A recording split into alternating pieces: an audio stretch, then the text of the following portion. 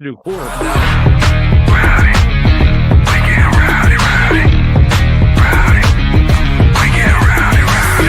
We be disturbing the peace. Working, we serving the streets. About to go eight, going beast. Bang, bang, leave you sleep. Tick, tick, boom. Hard body, and not scaring nobody. You make me resort to wildin'. You must be blind by the diamonds. I didn't want it to be this way, but y'all won't need to try this. So it's no way around it. You the loudest one, it's going quiet.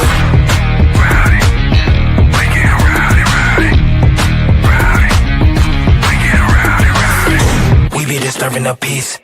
Working, we serving the streets. About to go eight, going beast. Bang, bang, leave you sleep.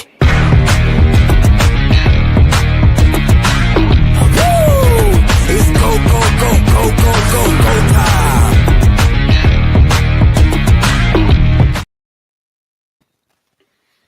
Welcome, everybody, to Dueling Aces for April 29, 2025. Me and Sam just kicking it off, or I should say the 28-year-old undrafted free agent. Who is only 2 years older than the Saints' new quarterback. Only a couple years. Only by a couple. Makes me feel good about myself. Now, when I see the gray hairs growing, I don't feel so bad. Hey, Cleveland did that trick with Brandon Weeden. Oh, we're up to a great start here, aren't we? We're talking Oh about yeah. Brandon Weeden. We're gonna continue to get in on the Browns. Don't you worry. There'll be plenty there's gonna be plenty about talking about those guys in a minute. I hope it ain't all bad. I actually enjoyed the Browns draft, so I don't really want to. This is a fallout episode after all. Well, there's gonna be some falling out, unfortunately.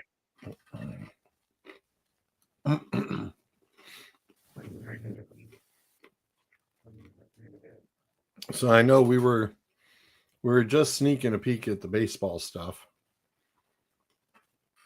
And I'm actually jumping over into the standings. And lo and behold, the Detroit Tigers are leading the AL Central by a few games, which I found as no surprise because last year they were starting to tear it up. And I was like, hey, guys, guess what? New leader in the clubhouse. Well, no, and it was funny because Matt, who is always commenting on my streams, who is a friend of mine, he's a Tigers fan, and I remember back in the winter he was kind of complaining to me. He's like, they haven't been very active in free agency, and I'm like, they don't need to be. No, we're a team like that. Okay, now just hear me out here. This wasn't like the Cinderella run the Phillies had. The Phillies had a bunch of veteran players. You kind of knew the Phillies would probably be in the mix after that because of all the veterans they had with Real Muto, Harper, Wheeler, etc. You get the point. The Tigers last year caught that lightning that some teams always catch. And they had a bunch of young players, Kerry Carpenter, Sweeney, Torkelson, even though he was up and down last year, Tarek Skubal, reigning Cy Young Award winner, Olsen, another one of the really good starting pitchers. So when a team of all those, Andy Ibanez, who I believe he's the one that had the big hit off a hater in the playoffs last year, when you have a young team like that, you don't go out and say, all right, we're going to spend money here. Let the kids build their value up together. Let these kids come up together and win together. And I think they've actually been, with the minor additions they made, they've been fine. They added Tommy Canley to their bullpen. He's been amazing. They added Gleyber Torres to their infield because they've been doing some maneuvering with some of their infielders. So Gleyber's come in, and I think he's hitting over 275 for them, so he's been good. They brought back Jack Flaherty after. I love teams that do that. I love a team that can trade a guy, get a prospect, which, by the way, Sweeney, their shortstop, was the prospect they got for him, and now they have both. Yep. I love it's like when the Yankees did it for who they get in the Chapman deal. I forget, but either way, then they ended up getting Chapman back that offseason. So they brought back Flaherty, and he and Skubal and Olsen have looked good. Job has looked good. Another one of their young starters. Casey Mize actually looks like he can pitch in the big leagues finally. They got a decent starting five in that rotation, and all they did was add Jack Flaherty, who he's reliable. Guy gives you 30 starts, gives you 6 innings almost every start. Right. But the point is they didn't need to go out and spend a bunch of money. They're letting the kids play together. Torkelson's off having a monster start to the year. Torres has been good. Hell, I can't believe we're saying this. Even Javier Baez is looking like he has a pulse again. He's hitting 300. Javi Baez hasn't hit 300 since T-ball. And he's playing a whole new position. They got him playing center field now. But no, the Tigers have had a really hot start to the year, and they've got the starting pitching to carry them through it. Like some of these teams, you get out to a really hot start offensively. Like when you hit those late July, early August days, and the body starts to feel a little tired, Yep. that's when you need the starting pitching. Your starting pitching could win you some games for about 3 weeks in August. Right. So, no, I mean, it's not a surprise to me that they've come in, they've done a really good job, and if they're still like this heading into August 1st, I don't see them going nuts at the deadline, maybe a minor move here and there, but they don't have to spend. Don't trade any young prospects. Don't spend anything. Just keep building up what you're doing. I told people A.J. Hinch was going to regain the great manager status he had before he got fired in Houston. I was right about that. Tigers are off to a great start. So it's really fun to watch.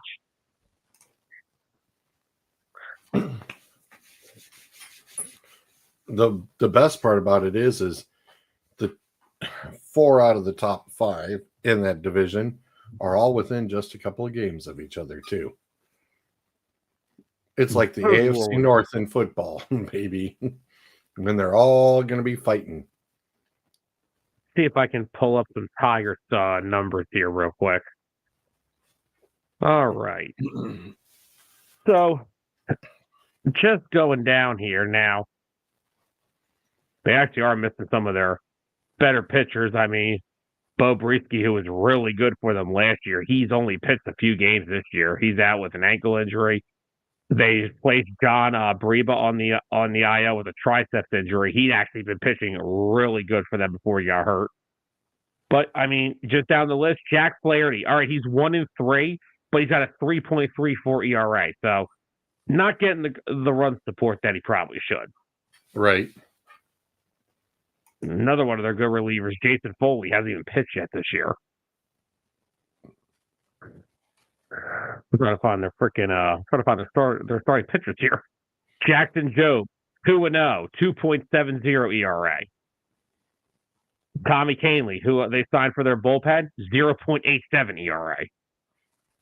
All right. I'm trying. How many relievers do the Tigers have? Jesus. Casey Mize, 4-1, with a 2.12 ERA. Reese Olson, 3-1, 3.29 ERA.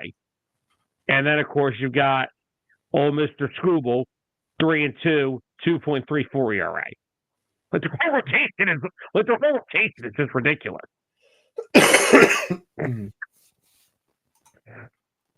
And they're down they're down some relievers, like I just said.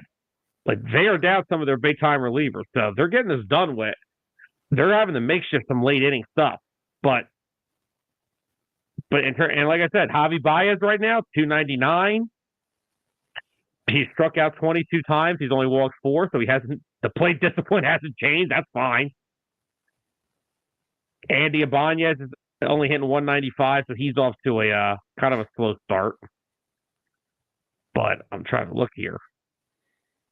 Right, actually, a lot of their guys are off to slow starts. Trey Sweeney's only hitting 205. But I mean, Torkelson, he's come down a little bit to 245. He's got 8 homers, 24 ribbies. Glaber missed some time early. He's hitting 270. Outfield, Kerry Carpenter's been solid. He's hitting 270. Riley Green, who was one of my favorite players in baseball, is hitting only 230, but he's had 16 RBIs, 6 homers. Let me see, where else am I going with this? Zach McKinstry is hitting 321, so he's had a really hot start to the year. Parker Meadows hasn't even played yet this year. He's still out with an arm injury. Matt Vierling's out with a shoulder injury. He was projected to be their everyday center fielder. He probably will be when he gets back. But that's what I mean. They're just every night someone, it's a new hero every night. So, and that's just it, is next man up. Detroit sports are actually in a good way right now, Tigers are looking good. Pistons are in the playoffs again. I feel like I'm back in 1989. Easy. Let's not. All right. No, George. I know it's about 40 years too late for you. I know it's okay. But anyway, I was going to say let's not bring up. There's still the Red Wings weren't that. There's still one that didn't. I know, but also the Lions are playing really good, right? The Lions are on a really good tear right now. Yep. I swore Bryce Harper just hit a ball about 105 feet, but he struck out. Okay, never mind. It's not a good. It's not. Go ahead. Bryce is struggling right now, but he'll get hot. Oh yeah, I don't doubt it. I don't doubt it one bit. Sorry, just tagging up a couple things. That. The Pittsburgh Pirates are still in the basement. Bruiser's not going to be happy with that. Well, because they don't spend any money. That's their problem. The Indians don't spend any money either, but speaking about Anthony, deals have been made to get. Well, they're going to rebuild the new stadium on the old RFK site, which should prove to be real interesting. Zolt actually broke down the numbers, and apparently the fans are only have to cough up just a little bit. Ownership's going to cover most of the tab, which is nice. Nice to see that Joshua Harris got the Redskins a new stadium before he got the Sixers their arena. Thanks, Josh. I'm actually happy. But I'm actually happy he backed out of the whole thing with the Sixers. Dude, nobody has traveled. I probably traveled to the sports complex more than actual Philadelphia resident. Mike says the blueprints for that stadium looks like 5 upper decks. I have not yet seen it. We just talked about it in the chat a little bit, but I had not yet seen it. So let me see this bad boy. Oh, good Lord. That is a lot of window.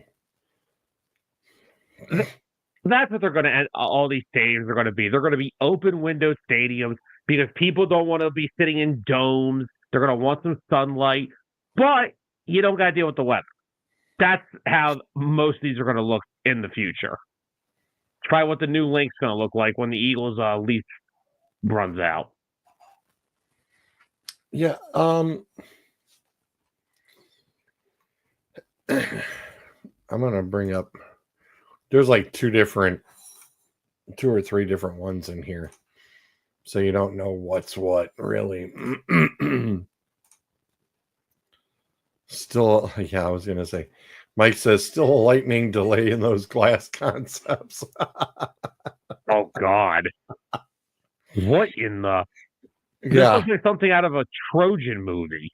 Yeah, I was just like, okay, let's take a look at this one. Is Achilles coming down from the roof, from the rafters? What the hell is this thing? What in the world is that one? Mike said 5 deck. 1, 2, 3, 4, 3, 4, 5. Yeah. Looks like 5 decks there. Hey, you know what that is, right? Just another place for WrestleMania to go where you can't see in the last deck. Yeah, I was gonna say that one looks real interesting. It's a A red sombrero. That looks like a toilet seat.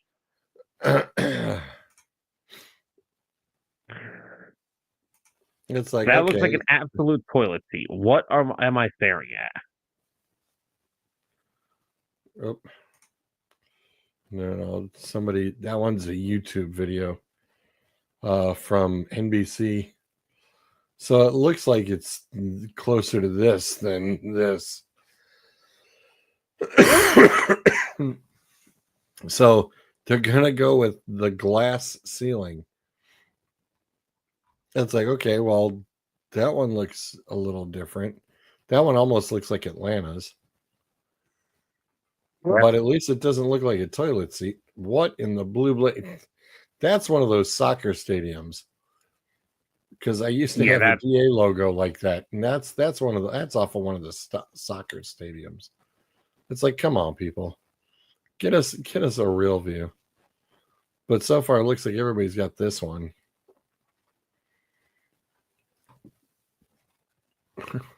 That looks even weirder. But what it's is still it? that's the one where it looks like it's a Trojan from the inside. It looks like it'd be a Trojan helmet even on the outside. Looks like we're in Gladiator 3. Yeah, that one. That's nuts. I wanted the stadium in Fort Washington near the MGM casino.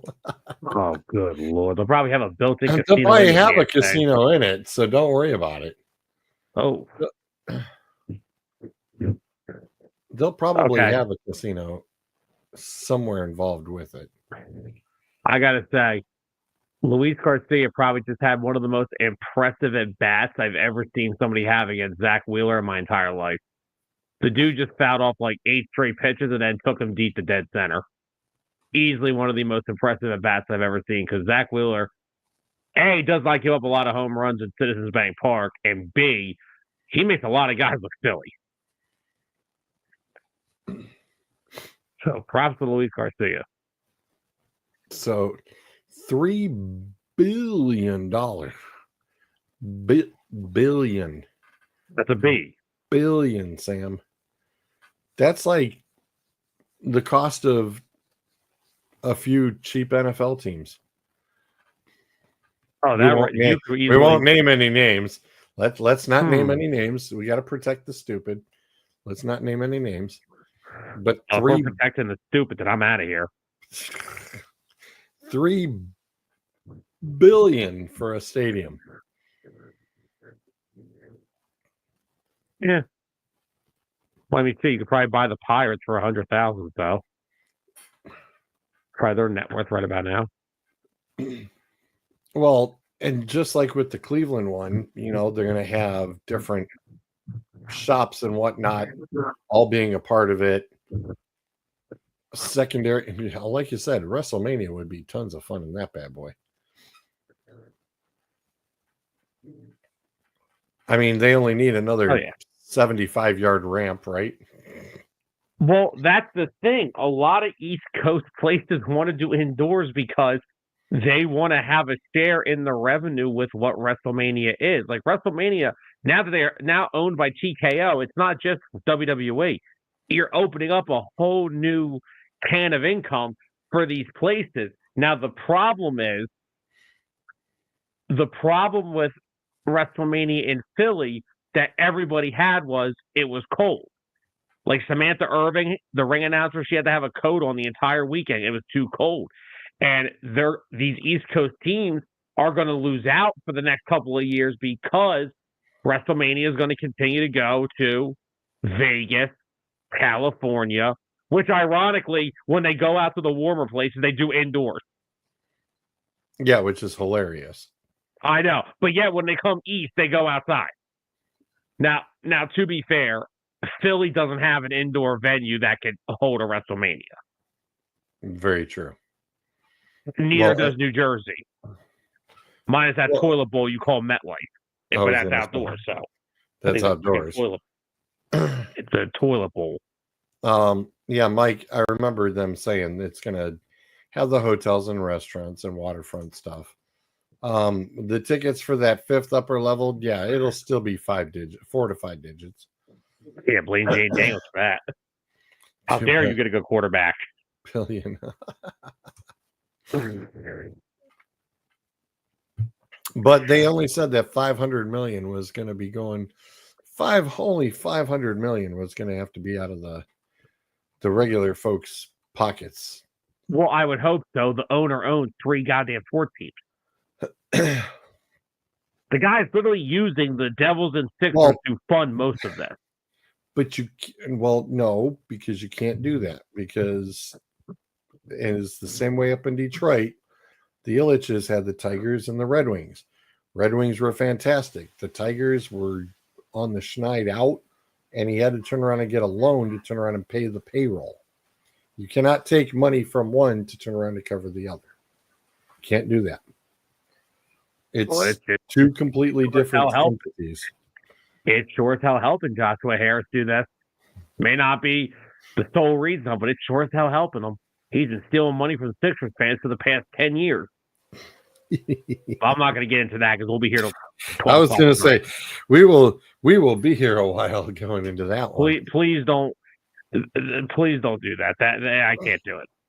Mike saying, I'll be playing for that bad boy. And he's not a Washington fan. You soon will be, my friend. Hey, You moved to Kansas City, became a Chiefs fan. Now you're in Washington. Hey, just remember, Mike, you get to be all these other fans. You, sir, you chose your birthright as a Steelers fan, living in Cleveland. You get to be a other fan by choice. Look at it that way. There's pluses and positives here. Welcome to my world.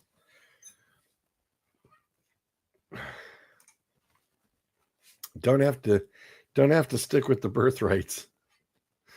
You're right.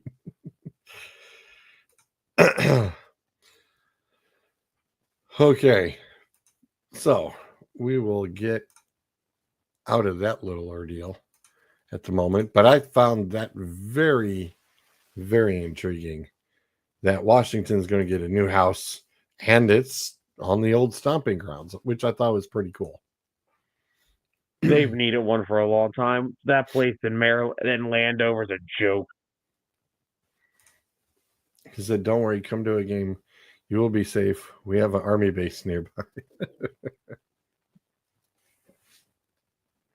Can your railings hold up fans now? Because I still have that image of Jalen Hurts walking into the tunnel and all those fans just crashing down onto the ground. Oh, my God. That was probably the NFL, just like when Joshua Harris bought the Commanders, that was probably them going to him and saying, yeah, you got to get somewhere new to play. This place is going to kill somebody. They could do what the A's. They could do what the A's are doing. They could just assume they're getting a stadium and just go play in a UFL stadium or something for a couple of years, like the A's are doing. A's don't even have a shovel in the ground yet, and they're playing, and they're like, "Oh, we're going to Vegas." Are you? All right. I was going to say, I didn't hear that Vegas officially. Has the hotel been knocked down yet? I don't even know. Everything the A's have done over the past decade is a joke. The A's alone are a joke.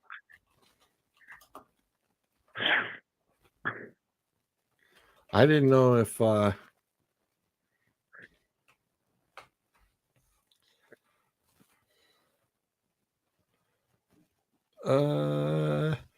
Oakland A's stadium project in Vegas is experiencing delays.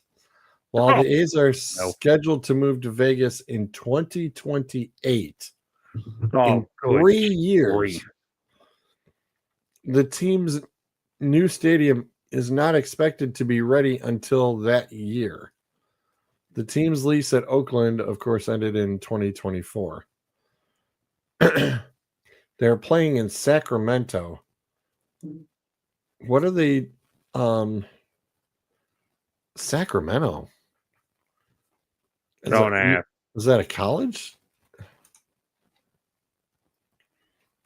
All I know is that John Fisher, the A's owner, he deserves every handcuff and delay tactic that they're going to get going for this new stadium. Everything that could go wrong, he deserves. Sutter Health Park in Sacramento. Don't even know what that is. A little ballpark, they rolled it foul. Fun. It looks like a little league park. Okay. Fun fact: I actually got to see Aaron Judge play here in Trenton when the Thunder were still the Yankees Double-A team, and so the year before that, the Thunder won the Eastern League Championship. So the next year they had like Judge, Gary Sanchez. I think Greg Bird was in AAA, so he wasn't there. But I got to see Aaron Judge play in his first game of AA. The dude hit a ball onto the freaking highway road that's behind the left field wall in Trenton. There were people on the grass island between the two lanes of traffic looking for the damn thing. And no one found it. Really? So we don't know where said ball went. But fun fact, I do have Aaron Judge's autograph on a hat from that year. Yeah. Nice. Well, my friend's grandmother was a Thunder season ticket holder for like 40 years. So every year they used to do an open house. You go get some food, and they would have the players all sitting around the field at tables, like two to a table. I got the entire 2014 team's autograph. So I have Aaron Judge, Gary Sanchez. I don't know if I have Luis Severino. I think I may have Luis Severino too. Who ironically now is on the A's. Okay. I found a picture. I found said picture. Mike says, hold on to that hat. It's What's been locked away ever since. Okay. It resembles a little bit, maybe a little bit bigger than the maybe it might be close to the Crusher Stadium over in Avon, the minor league team. I'm getting College World Series vibes off that ballpark. It's a minor league ballpark. It totally shows. It's definitely a minor league park. I mean, it's not too bad. That's got to hold probably 5,000-6,000, maybe 7, maybe 7. The A's are sharing the park with its current tenant, the Sacramento River Cats, the AAA affiliate of the Giants. Whoops. Okay. The two clubs announced several improvements to enhance the fan experience, game day technology, and yeah, okay. So you're jacking up the hot dogs to $8 a hot dog. That's what's going down. Essentially. I was gonna say when it's the minor league team, the hot dogs are $3. When it's the major league team, it's $8.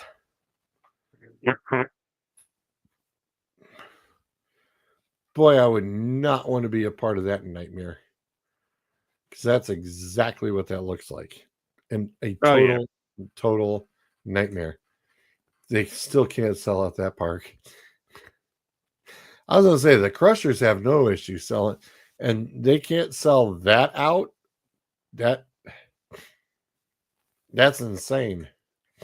But hey, you got to charge major league prices. You got to pay those rosters.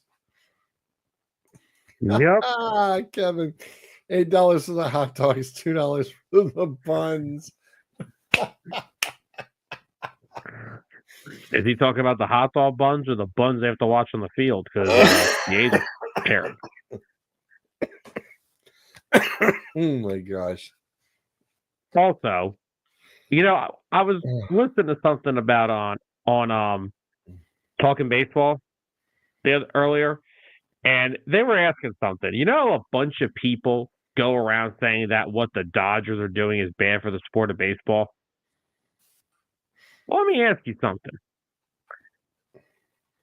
Are the 4-24 Colorado Rockies good for freaking baseball? I'm sorry, did you say 4 and what? Let me just make sure that I am correct on this. The Colorado Rockies are currently 4-24.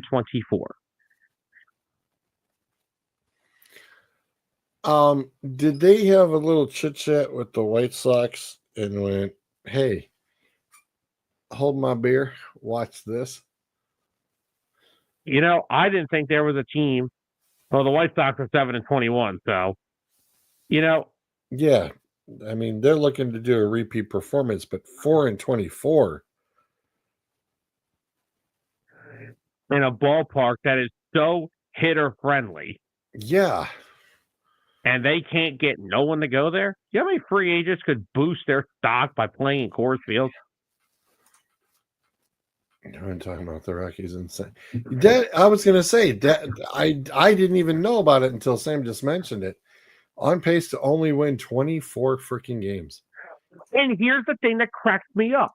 People are like, "Oh, the Dodgers are bad for baseball." Okay, jackasses, let's sit down and get educated here. You, not, I'm not talking in third person here. Right. You, the people, say, "Oh, the Dodgers are bad for baseball."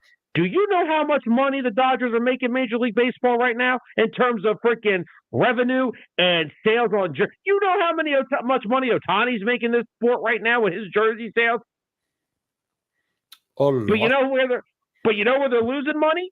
When they have a beautiful ballpark in Coors Field. It's a beautiful ballpark. It's the most hitter-friendly ballpark because of the damn atmosphere out there, and you probably draw less than an independent draft league game. Like I said, I live 5 minutes away from the Trenton Thunder's ballpark. My friend and I go on average now 5 times a year. We used to go almost 20 times a year, but since they started to become part of the draft league, it's kind of boring. I'm not going to lie. But even under the draft league, they draw better than the Colorado freaking Rockies.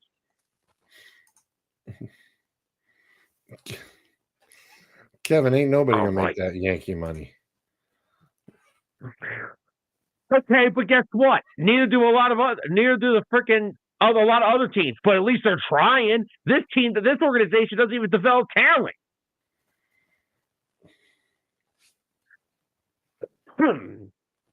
Since when did you need Yankee money to be a playoff team?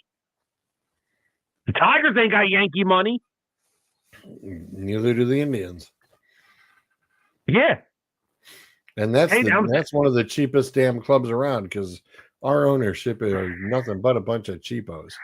And this is what's bad for baseball. The Dodgers are never going to be labeled bad for baseball because they're making Rob Manfred and Major League Baseball a shit ton of money. But what is bad for baseball when you have teams, when you have an MLB's player draft and free agency where all you have to do is spend a few fazools. Anthony, the Orioles do not suck. The Rockies suck. The Pirates suck. The White Sox suck. The Orioles don't suck. The Orioles signed Kyle Gibson to like a 1-year deal worth $4 million. He'd probably be the second highest paid player on those 3 teams I just named. That's the problem. This is the problem. And once again, I get everyone saying, "Oh, the Rockies won't have Yankee money." Ain't like the Rockies are broke. Every damn baseball team is owned by a millionaire. Don't bail these guys out because you want to feel bad for your team. These teams are just cheap and don't give a shit. Yeah. Every team's payroll is different. It doesn't mean you have to suck intentionally. And the problem is with these teams is I want to keep the Pirates out of this. I'm hoping Paul Skeens kind of wakes them up and makes them realize we have to start paying players to actually be good, or at least start to try to win again. These teams aren't even trying to tank for getting better younger players at the high school or collegiate level. These teams just want to suck. and then sit there. And these will be the same teams that will sit in the meetings in the winter and pitch a bitch. Oh, well, we can't compete with the Dodger payroll. The Dodger payroll, you couldn't compete with the Dodgers AAA's team on the field. There are teams out in the freaking like Mexican leagues that will whoop the Rockies' ass.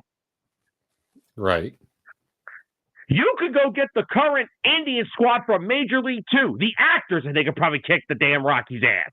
Charlie Sheen would probably strike out Chris Bryant at 65 miles an hour. Oh my God. That's so funny. Please, so before we start talking about the teams that are just better than everyone else at damn near everything, which is the Dodgers, before you start getting mad at teams like the Phillies and the Dodgers and the Yankees and the Mets for killing baseball with big contracts, how about you just tell the other teams that don't even try? And the fact that they don't try because like, oh, we can't compete with the Dodgers? Really? Because the Giants are. The Padres are. Every team in the NL West is a threat to the Dodgers, except the Rockies. Even the Diamondbacks have a good team. The whole thing's just a joke. So, and don't get me wrong, I understand there's a lot of things wrong with baseball when it comes to spending and money and all this. But to have a team that has 4 wins on, dude, we're going to be in May in 2 days. And this team has won 4 freaking baseball games. Okay. So they lost against the Rays to start in the season. There's another joke. They won one of them against the Rays, but they lost 2 out. Then they played the Phillies and lost them all. That's black there. Then they played the A's, lost 2 out of 3. Then played the Brewers 2 out of 3. Then got swept by the Padres, swept by the Dodgers. Oh my God. Swept by the Nats, swept by the Royals, swept by the Reds. And now, I mean, none of those teams are, well, we know the one is a joke. But the other ones, not really. But I mean, it's not like they're getting blown out though. I'm looking at some of the scores, okay? Once they got into playing. 3-6, 4-7. They won 12-5. The Brewers whooped them hard. Then they won 7-2. The Padres, yeah, you got beat 8-0, 2-0, 6-0. When you can't put up any runs, I mean, it's a good thing you were at San Diego. Then you're in LA, 3-5, 2-6, 7-8. At least you're being a little bit more competitive. The Nationals, 11-12 and 2-3. And then you had the makeup game and you won 3-1. Royals, you lost 3-4 and 4-7. The Reds, 7-8, 4-6, then 1-8. And then against the Braves, 3-6. It's not like, there's not that big old, they're not getting blown out, 12-2 or 17-0 every single night. They're there. It's just that they can't finish. Yeah.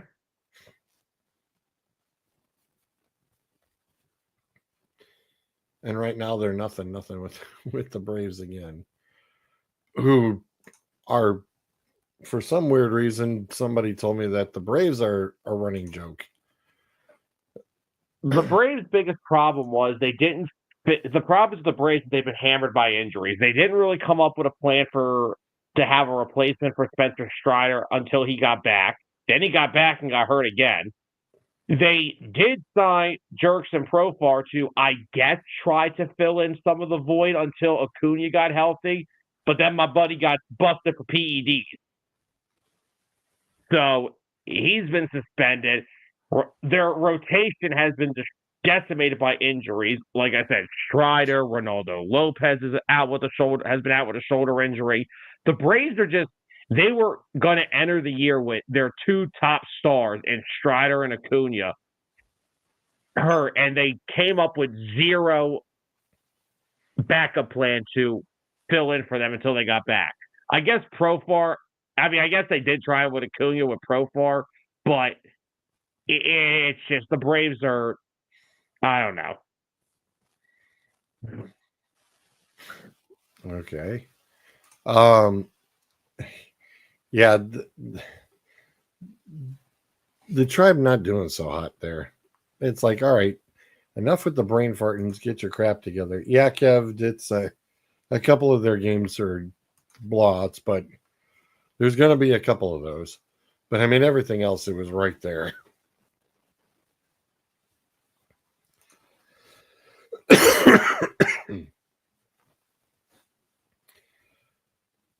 All right, let's get to the meat and potatoes. Before we do, can I just say that I found my favorite baseball player name of the year, and that is Pete Crow Armstrong. What a name. Pete Crow Armstrong, center fielder for the Chicago Cubs. What a name. Crow Armstrong. One of those hyphenated deals or what? Pretty much. Still one of the greatest names I've ever seen in my life.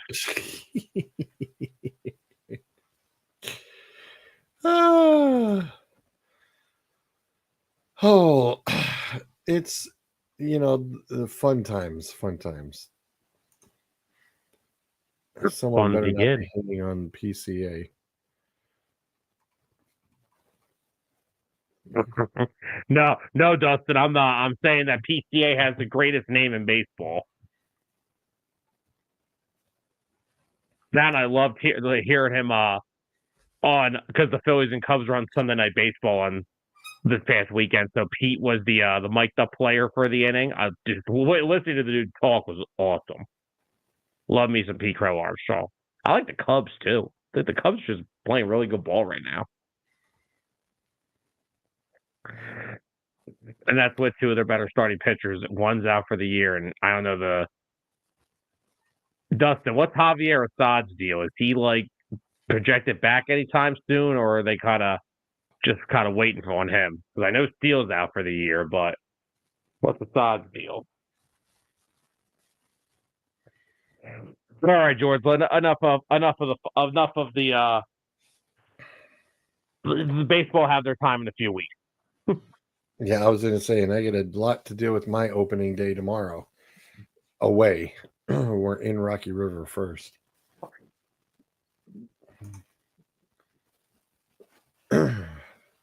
Oh boy. Well, there you go. All right. Well, outside of my off the wall wild prediction, where the Chicago Bears took the tight end from Michigan. Hey, listen, I swear I still need to figure out what the lottery numbers are, because I can't believe I nailed that one lock, stock, and barrel. Holy crap. Better give me them numbers, man. That was amazing. I was like, yeah. I'm like, oh, yeah, it's like Cole Kmet. Well, yeah, Cole Kmet, he's pretty decent. But I was like, yeah, watch him go after the kid from Michigan. And I was joking around, and it was like, whoops, they got him.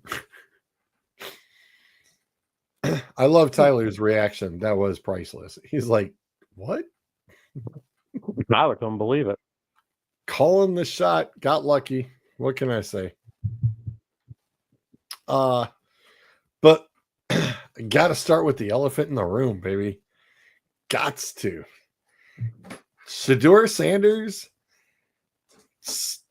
All the talk is first round, all around, going top 3.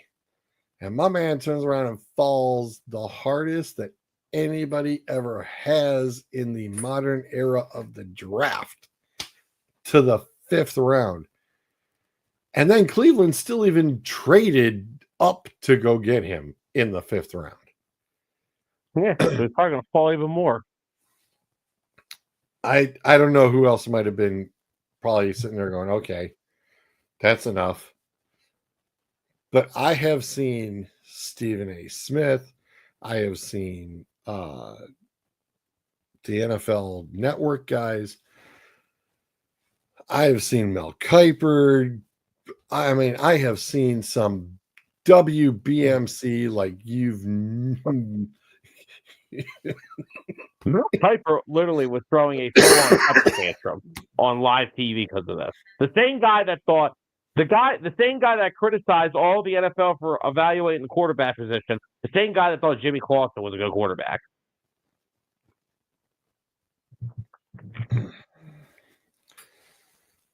Yeah, I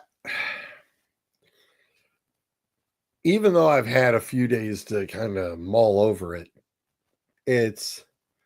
and because it's like he talked him out of the quality. Yeah, I believe that had some part of doing with it is because they did not want another Eli Manning situation. And it's kind of really odd that little video reared its ugly head again, since this happened of, Eli talking about, well, we'll take care of that when the situation comes up and, it's all about me. And I think night one, we turned around and we said, all right, he fell completely off. It's like, well, he ticked off somebody. We turn around and said it. Oh, he'd probably go the next day. It's like we said, oh, they can turn around. The Browns can grab him. Or I said that the Browns could grab Henderson at running back at 33. And nope, they grabbed a guy who was going to the bathroom at 36 instead. I don't know. Justin says they got the right running back. I don't think so. I think I would have rather had Henderson. I would have rather have the pass catching and the pass blocking rather than the all on focus straight downhill. I mean, basically, it's like, okay, you've seen what the Nick Chubb experiment looked like, and it's like, okay, it's kicking around 3 yards as an average. I want more out of the backfield now. It's like you're still a little short on that. Well, here's how I look at it. I think a lot of these teams, like there are like a lot of. Here's where I wanted to save this for. I bet you were, Mike. I wanted to save this until our research department rejoining us this week? I am unsure. Okay, well, I was hoping to save this comment for when he was here, but here's because there are a few teams that are getting a lot of flack for possible what I call quote unquote reaches. So obviously you wanted Travion Henderson on the Browns. You were not a fan that they went Junkins instead. They also drafted Dylan Sampson out of Tennessee as well. So, and then of course, there's other teams like the Bears. They are clearly getting criticized for taking Colston Loveland over Tyler Warren. Clearly. The Lions are getting criticized for taking Tyleik Williams in the first round. The Vikings are getting criticized for taking Donovan Jackson in the first round. And the Eagles are getting criticized for taking Andrew Makuba in the second round. Here's the thing that people need to understand. The Detroit Lions have killed the narrative of a reach. They got destroyed 2 years ago for taking Jahmyr Gibbs at number 12 and Jack Campbell later in the first round. And they somehow still lucked themselves into Brian Branch in the second round when he should have been a first-round pick. As long as the teams know that these guys are going to fit their system and do exactly what they want them to do, it's not a reach. No. Colston Loveland, what Dustin has told us is that Ben Johnson views him as like Sam Laporta. Well, if Colston Loveland is even 1/3 near of Sam Laporta, it's going to be a good damn pick. Andrew Makuba, he's a safety that takes the football away from the other team, just like C.J. Gardner-Johnson. If Vic Fangio thinks that he could turn him into the close version of C.J., not a bad pick. Because I'll tell you now, when it comes to Andrew Makuba, the Eagles loved him. They loved him at the pre-draft process. They were not going to get him at pick 96 in the third round. They weren't even going to get close enough to trade up for it. I mean, I personally like a double tight end set myself. I mean, I loved it when the Patriots did it with Hernandez and Gronk. It was freaking awesome. Yeah, you want to turn around and pull that, relive that stunt with Kmet and with Loveland? I'm all for it. Let's go. Yeah, not to mention that you have wide receivers all over the place with Luther Burden, Rome Odunze, DJ Moore. Yeah, I don't see a downside to this. I don't see a downside to the pick. And then you look at the Lions, who are getting ridiculed for taking Tyleik Williams in the first round. The Lions needed a run defense. I sniffed this earlier today, and I was like, ooh, this could be interesting. Yeah. That could be very interesting, especially if Chubb can stay healthy and you've got him and Swift. Yeah, that's not a bad thing. Not to mention they can manage Chubb's carries even more because they still have Johnson, and they drafted the kid out of Rutgers late in the draft. Ben Johnson knows how to. Yeah. Exactly. And he's had Swift on a go around before, so he already knows what he's getting with him. Hello. Yeah. There's no downside to this right now. If you're my friend Rob, who's a big Chicago fan, lives out that way, of course. I told him, I said, scarily, your squad is improving little by little by little. And I'm going, if I'm the NFC North, I'm paying attention because, hey, what are you doing over there? It's just building a fire. Oh, it looks like a big damn fire. It's like, and it's not out of a dumpster either, boys and girls. It's not out of a dumpster. And like the Vikings, they're getting criticized for Donovan Jackson going in the first round. Donovan Jackson is one of the best, most versatile offensive linemen in football. Did you watch? Let me ask people, did you watch Ohio State last year? Did you notice Will Howard, how many times he had a clean pocket last year? Because nobody could get to him. Before that offensive line got riddled by injuries, Ohio State had the best offensive line in the country before Simmons and McLaughlin got hurt. But when Simmons went down, Donovan Jackson, who was already a great left guard in the playoff, went out to left tackle, and he was just as good. Not to mention, the Vikings have already signed Ryan Kelly and Will Fries this offseason. So they made a great offensive line, which already better before they got Donovan Jackson. And because you're going to need to protect your quarterbacks. Yes, and then the same thing goes with Tyleik Williams to Detroit. Detroit needs a guy in the middle to help against the run. Tyleik Williams is freaking really good at that. He's almost the same. He's almost kind of like what Kenneth Grant was to Michigan. Now, take who you think is better, but yeah, that's probably their offensive line. And Dustin, they could have used a safety. Absolutely. I thought Malachi Starks was going to be their guy because they lost Cam Bynes to the Colts. But isn't it kind of funny that this offseason you're seeing all these teams address their front sevens and their offensive line? It's almost like the team that won the Super Bowl has been doing that for, I don't know, about 10 years now. Because here's the thing. This is the philosophy that the Eagles run. It's about protecting your quarterback and kicking the shit out of the opponent. That's what it's all about. Look at the Cowboys. First two picks of their draft, offensive lineman, edge rusher. Look at the Bills. Edge rushers, defensive tackle. Every team they're starting to copy it. The Eagles have just been ahead of the game. I mean, let's be real. Even with losing Mekhi Becton, right? The Eagles still have a top 5 offensive line of football, right? Yes. And the sixth son of a bitch still drafted 3 offensive damn linemen. One of them, Cameron Williams, the right tackle from Texas, who probably should have went back to school another year, because he probably would have been a first-round pick next year. Next year, yeah. Guarantee you Jeff Stoutland gets something out of that kid in the 6th round. Even with all his holding issues and inconsistent play last year at Texas, he was still projected to be an early day 3 pick. And the Eagles got him in the 6th round. And Jeff Stoutland's either going to turn him into possibly a Lane Johnson successor whenever Lane retires, or he's going to turn him into their next right guard, which would not be surprise me one damn bit.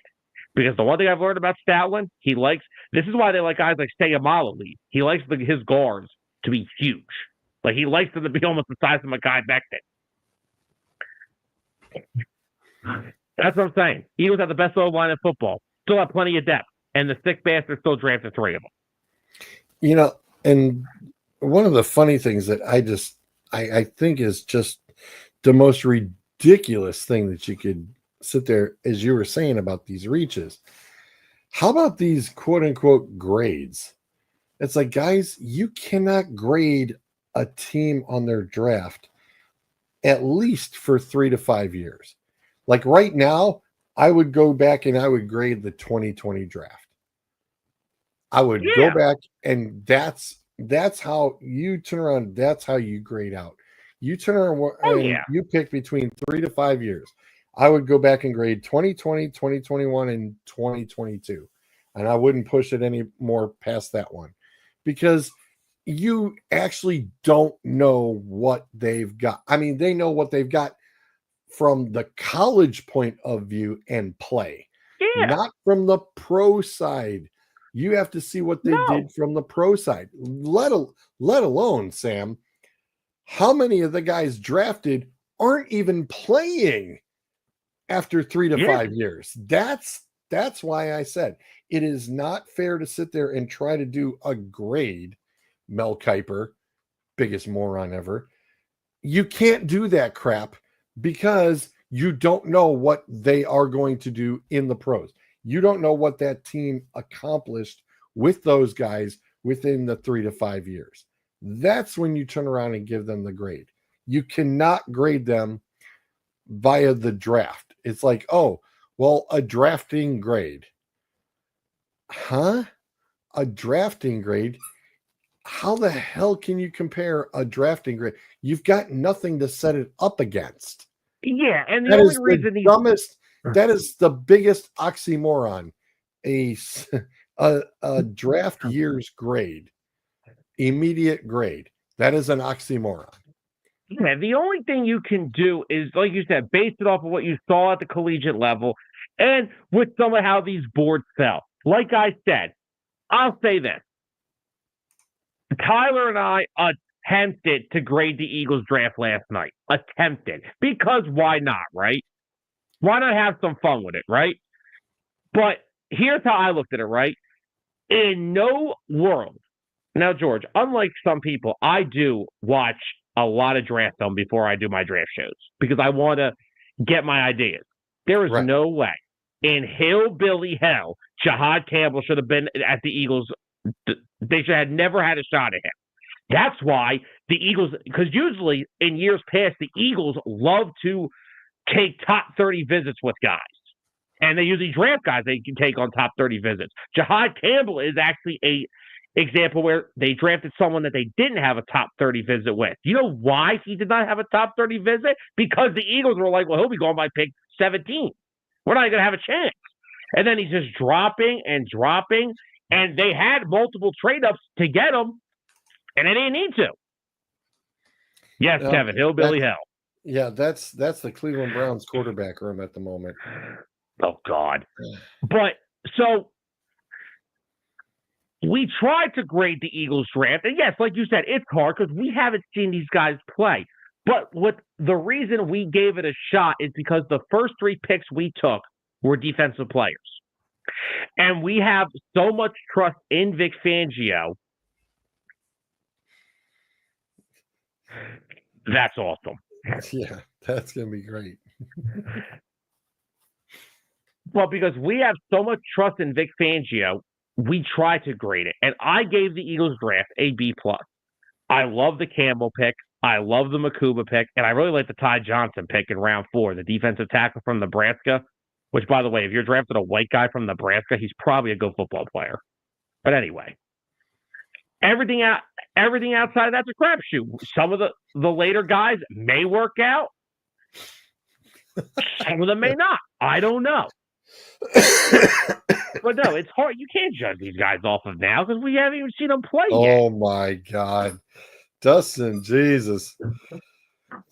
No, that's going to be hillbilly hell coming out of Michigan. I'm getting that on a shirt, and I'm trademarking that shit too. Ain't no one taking that from me. I'm trademarking that. Oh, Kevin will hook it up. Don't you worry. I think it's just hysterical. For the Browns, they went B+ day 1, B+ day 2. Day 3, they gave them an A.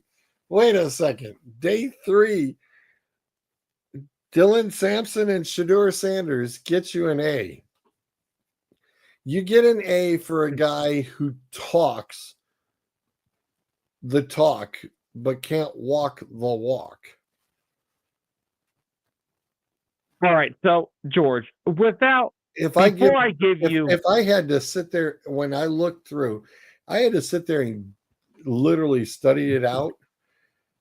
When you're drafting 2 quarterbacks, you're totally going, we got a problem. Yeah. And I'm sorry, but yeah, we already know Deshaun Watson's out the door. That's no secret. That's no secret. Once they figure the legalities and all that crap with the medical ordeal and they sue him and whatever comes out of that, we know he's gone. Kenny Pickett, bye-bye. I think you're out the door too. It's going to be Flacco. It's going to be Flacco and the 2 kids. It'll be Flacco and the 2 kids. Do you think they go with Flacco and 2 rookies on that roster?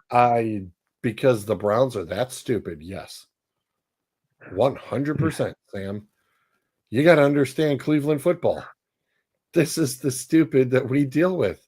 We know this is what's coming. Remember, I said I'm stuck as a Browns fan by birthright. I'm the 49ers fan by choice for a reason. Sam. I want to go back to the Browns because I know, like I said, I know we can't judge this draft off of yet. They've been on the Brown. They've been in the NFL for 3 days. These kids, I get that. I do want to talk about that. I do think the Browns did have a good draft, though. I like the linebacker out of UCLA. He was my second off-ball linebacker in this draft behind Campbell. I said it on the show last Monday before the draft. After Campbell and Schlesinger, you're getting one of 2 things. You're either getting guys that can play 2 downs and stop the run, and that's it, or you're getting a bunch of guys that are too light to stop the run. So Schlesinger and Campbell were the top 2 guys. So I think the Browns did good there. I don't think Graham was a bad pick either. It's not a bad pick. And in fact, it was funny because a couple of the baseball parents are asking me, what are the Browns going to do at 2? And I said, they're trading down. And they're like, what? I'm like, yeah, relax. You got another half hour. They're trading down. I wasn't wrong. And especially when I had heard about the Jacksonville thing literally the whole day before. And I was like, okay, this is interesting. But all right, so that means you're trading down to 5. What are you going to get at 5? And it's a bookend with Myles Garrett. Hello. Why wouldn't you take it? Duh. And that's the thing. Here's the thing. Not only did you walk out with Mason Graham, who was the best defensive tackle in the draft, the Browns have struggled for years. Oh, wow. Thanks on the side note, Mike. That's interesting. Okay. So back to what the Browns. They have struggled. People always say, oh, we have never had an edge rusher opposite of Myles Garrett. You don't always need to just have 2 edges. You have not had an interior pass rusher in years. So not only, real quick, do you get the best D tackle in the draft, you get a first-round pick next year. You regain one that you lost in that stupid Watson deal. And by the way, you got easily a top 5 player in this year's draft. You move off of 2 because I'm going to say this once again. I don't give a shit that he plays I'm sorry. Real quick, Phillies rant. Alvarado loads the bases with nobody out, strikes out the next three hitters. I have a headache. But not only do you get that extra first-round pick, you get a player that fits what you need more because Jim Schwartz's scheme relies on interior pressure. He did it with Fletcher Cox in Philadelphia for years, and you move off of number 2 where you were pressured to take a player who I'm not high on. I'm sorry. I don't give two donkey shits that he plays two positions. Travis Hunter was not the second best player in this draft. He will be, if the Jaguars are actually going to let this kid play 100 and some odd snaps a game, George, he will be one of two things. The first NFL player that needs load management, or he will be out of the league in 5 years because his body will not hold up. Because okay, we're going to take him number 2. Is he an elite corner? No. Is he an elite wide receiver? No. So why the hell am I taking him with my second overall pick? The Browns gave the team that deserved Travis Hunter. The Jags want to put on a show for people. That's why AEW exists. Let the cons have all the showmen. They can have that. Yeah. So the Browns came out. So not only did they come out with that first round pick in Mason Graham, I know you wanted Travion Henderson. I agree with you. I love Travion Henderson, and the Patriots stole it. It's a steal. Oh, and I can't wait to get that one because right. Drake May, congratulations. But Stefanski has a style of runner that he likes, Junkins and Sampson. And I'm telling you right now, you have possibly, I know we can't grade the draft, I know, but from watching them both in college, you have possibly put together, because let's agree, this year in terms of quarterback, you're going to need a good damn run game. You're going to need it. I mean, the last time we had a good damn run game was Mack and Biner. You have possibly put together a duo of running backs on rookie deals that could, because the Browns, when healthy, have a good offensive line. Yes. When they're healthy, they're great, especially in run blocking. Not only that, you now have a 2 tight end set of David Njoku and Harold Fanning Jr. from Bowling Green, who, George, I watched him live tear up my Penn State defense for 150 yards. So for the people that say Bowling Green doesn't play, that's the other thing with the draft I'm tired of hearing. Level of competition. I don't give a shit. Harold Fanning Jr. had 300 yards in back-to-back weeks. Not both games, but combined over 2 weeks. You know the two teams those came against? 150 against Penn State, 152 against Texas A&M, who both had really good defenses last year. A&M had 3 defensive linemen taken in the first 3 rounds of the draft. Now, granted, the Bengals got the worst of the 3, but it's the Bengals. Why are we surprised? Right. The Browns came away. Take out Gabriel and Sanders. I don't give a shit about them right now. They came away with 2 of the better running backs in this draft, the best defensive tackle, and one of the top 5 tight ends, and a future first-round pick next year, which will probably be in the top 5 once the freaking Jags shit the bed, like they always do. Right, and they're going to be wishing that they need another quarterback. Don't get me wrong. Travis Hunter may sell you a lot of tickets. Let's see how many football games he wins you. Yeah, well, everybody's keeping their fingers crossed that, hey, opposite Brian Thomas, you're hoping something works out. But, I mean, they're going to be looking at another tight end who can catch the dang ball, and they're still going to need they still need to address more on that offensive line, because your running backs are just getting beat up or trying to get through that damn line. You're wondering why they're getting injured all the time. It's like they're just stepping on each other. What? I'm sorry. Trey Turner got an RBI double. My bad. My bad. If they took 2 out of 3 from the Cubs, I need them to build some momentum off this, damn it. Gotcha. We took 2 out of 3 from the world champs. We've taken 2 out of 3 from the Cubs, but we've lost a series to the Braves and the Cardinals, and it got swept by the Mets. I'm pissed off, okay? I'm a pissed off Phillies fan.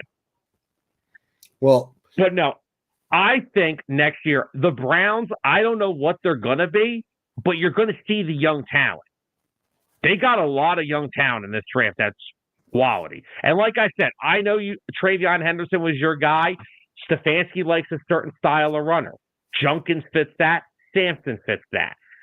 And you also got a tight end that caught 117 bleeping footballs last year. Well, that's better than Njoku, so he could just be replacing him. That or they run the 2 tight end set. No, we'll keep our fingers crossed he replaces as I mean, Ryan, look, as Ryan likes to say, as my buddy Ryan likes to say, I've seen better hands on a snake. I mean, shit, if I lose Dallas Goedert, I'll trade you a 5th rounder for him. I need somebody at tight end if I lose Dallas Goedert. Why? They're practically the same guy. Whoa. You watch your mouth when you talk about Dallas Goedert. Dallas Goedert's one of the 5 best tight ends in football. The numbers don't show it, but he is.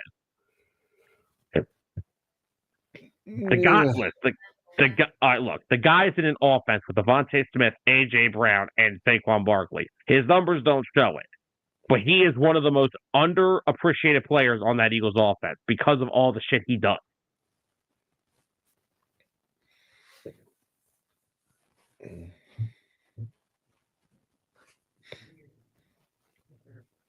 I'll tell you now. Sorry, Ravens fans. Mark Andrews is a great pass catcher. That's about all he's worth. Well, I think they found that out last year when the rookie turned around and stepped up and stole all of his thunder. That was very likely to happen.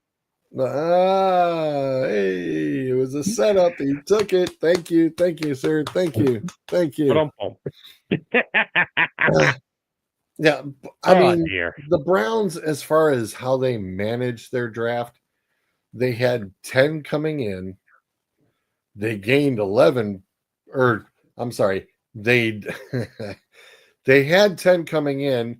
Then 24 hours beforehand, for some stupid reason, do some weird dumb back end trades with Houston again. I don't know why. And then drop down to 9, get the Jacksonville deal, go back to 10, and then end up overall only drafting 7. With what? A couple more in next year. So I think next year they've got almost 11 or 12 again. So probably not too shabby, I guess. But I mean, to go all in, quote unquote, on Shedeur Sanders as your last pick in the 5th round with no 6 or 7s, which apparently nowadays is supposed to be, could be pretty much, you can find gold in them there hills. You could. So yeah, you basically, you got what you wanted in the first 5, and you took 2 quarterbacks. And like I said, this gives you that option of, hey, they're a cheaper way to go because it's 2 rookies. And the whole Kenny Pickett deal, they already said they are not exercising his 5th year option. They announced that today. I don't think any of the other teams want to exercise his 1st, 2nd, 3rd, or 4th year options either. Well, Pittsburgh definitely didn't. Speaking of Pittsburgh. Well, so I mean, real quickly, before you get to that, I mean, good Lord Almighty, my team rather have had Dorian Thompson-Robinson than Kenny Pickett. What's that tell you? And we still drafted Kyle freaking McCord. Yeah. So Pittsburgh, I think, gets exactly what they wanted. They're going to have their QB for a nice couple of freaking years because it's an Ohio quarterback. It just happens to work out for them every damn time. So here they get Will Howard. I feel so bad for the kid. They haven't developed a quarterback since Ben. Come on. Well, like I said, that's what I'm saying. It's another Ohio kid. And the funnier part was I saw the video and stuff, and as it's coming up to Pittsburgh's pick, it's like every team that knew they needed a quarterback, he's sitting there and they're showing the little videos of, come on, Pittsburgh, just pick me. And then his phone rings, and it's like, well, okay, dude, there you go.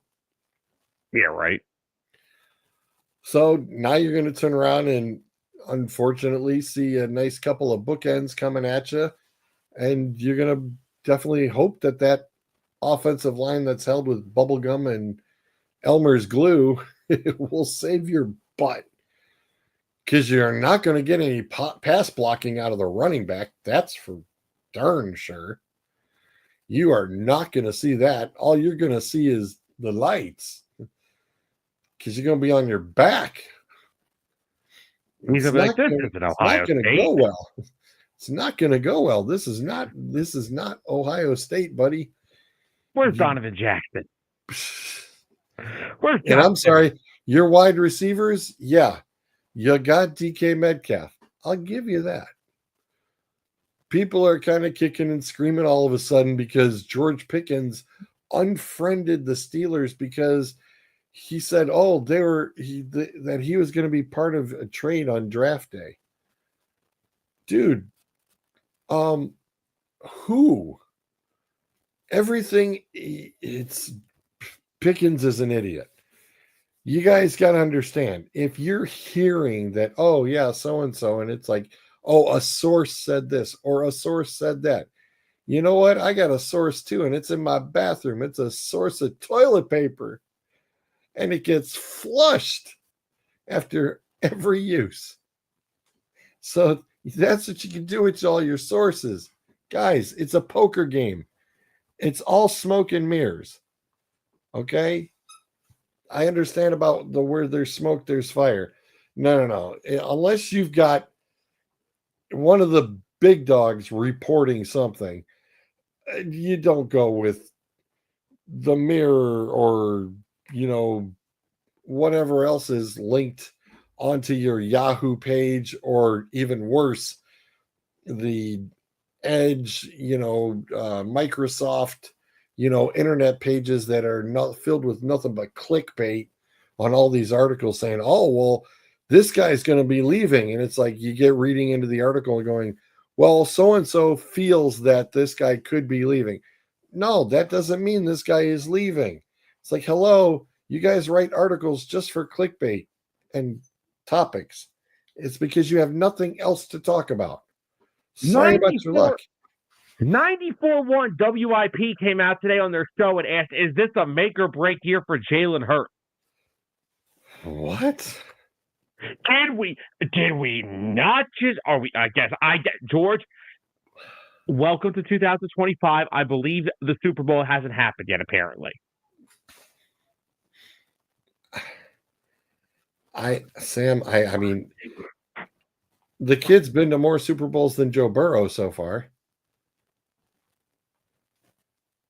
He has been one of the better quarterbacks in that draft class. You want to say Joe Burrow's better than because he's more talented? Fine, whatever. Well, we pretty much say at this point, it's like, hey, guess what? All those nice Jalen Hurts rookie cards are definitely going up in value. Hello. Yeah. It's like, yeah, the big three was Burrow, Herbert, and Tua.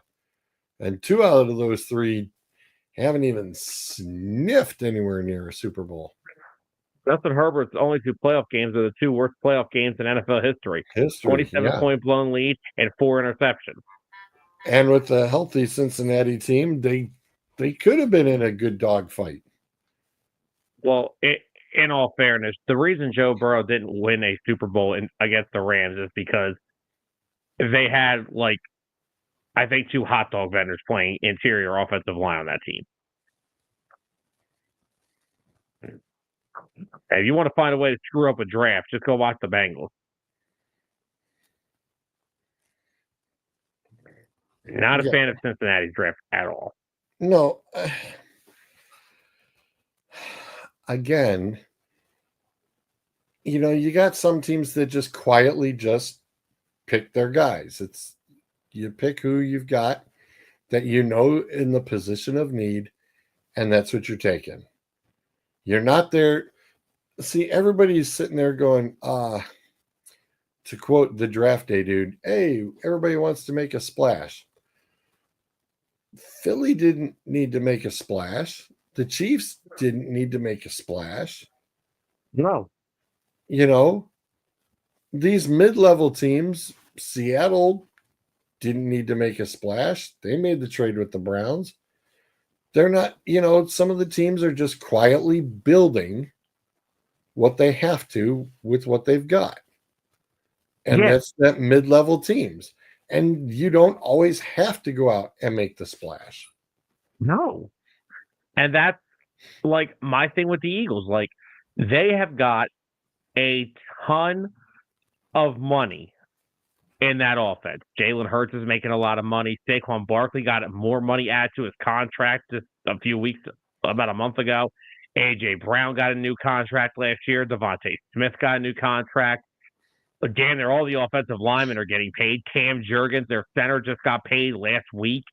Of course, we're still waiting to see what happens with Dallas Goedert and his deal. The biggest deal with Goddard right now is that he has no guaranteed money left on his current contract. So that's the biggest thing they have to do. So I'm hoping they figure it out with him because I really don't feel like getting rid of Dallas Goedert at this point in the offseason. And how are they able to do this? Because they are drafting the best young, cheap, and affordable defensive players. Jalen Carter, who they're going to extend next offseason most likely. Jordan Davis, who they actually have a big decision with Jordan Davis this week. His fifth-year option date is on Thursday. They got to figure out what to do with him. But they have Nolan Smith, Jalen Hunt, Reed Blankenship, Andrew Makuba now, Quinyon Mitchell, George, your boy, Cooper DeJean. They have just drafted so damn well. And now you're adding Jahad Campbell to that damn defense, and Andrew Makuba, and Ty Johnson. Like I said, I don't like grading out drafts the day after or the weekend after because it's hard. I believe the Eagles, though, did add 3 day one contributors to the defensive side of the ball. I think Campbell's going to come right in, play next to Zach Bond, and just be a weapon for Vic Fangio. I think Makuba is going to come out and just be a really good safety. He was my 4th favorite safety in the draft. He was my 3rd favorite safety. I had Starks ahead of him. I had Xavier Watts ahead of him. I get why Fangio liked Makuba a little more than Watts. Oh, my God. Is that what you envisioned? Oh, my God. What am I looking at? Kevin works quick, man. Jesus. Kevin works quick. That is the fastest I have seen some serious t-shirt work going on. That's impressive right there, boys and girls. Unbelievable. Hey, you said it. It came to fruition, my friend. But real quick, let me just give you my thoughts on Shedeur real quick. Here's how I looked at it last night. I said this last night. Yeah. I believe Shedeur Sanders is more talented than a 5th-round pick in the NFL in this year's draft. I believe he is more talented. I didn't think he was a top 3 pick. I didn't think he was a top 10 pick. I didn't even know if he was a first-round talent. He is definitely more talented than a 5th-round selection. I think that's where I'm at with it. However, when you walk into these meetings with teams, you're not prepared. You're being called out by coaches. You're answering FaceTime calls in the meeting, which what I believe Tyler told me last night he found out in an article that he read. And also, people are like, oh, it was okay for Eli to do this and not Shedeur. Here's the problem. Like you said, it's not that it was okay for Eli to do it. The NFL did not want another version of that. And also, here's the other difference between that, okay? Eli strictly came out and said, I don't want to play for the Chargers. Shedeur brought up like 10 teams that he didn't want to play for. He's literally exiling half the league away from it. Eli just did not want to play for the Chargers, which, look, the Chargers took him at 1. The Giants, I believe, did the Giants take Rivers? They swapped them out. Yep. So, look, kumbaya, everything came into fruition. Eli won 2 Super Bowls for New York. Phillip Rivers had a great career in San Diego / Los Angeles. It all worked out. Eli just came out and said, okay, I really don't want to play for the Chargers. Shedeur, well, actually, no, Dad came out and said, Oh, we'll determine where they go.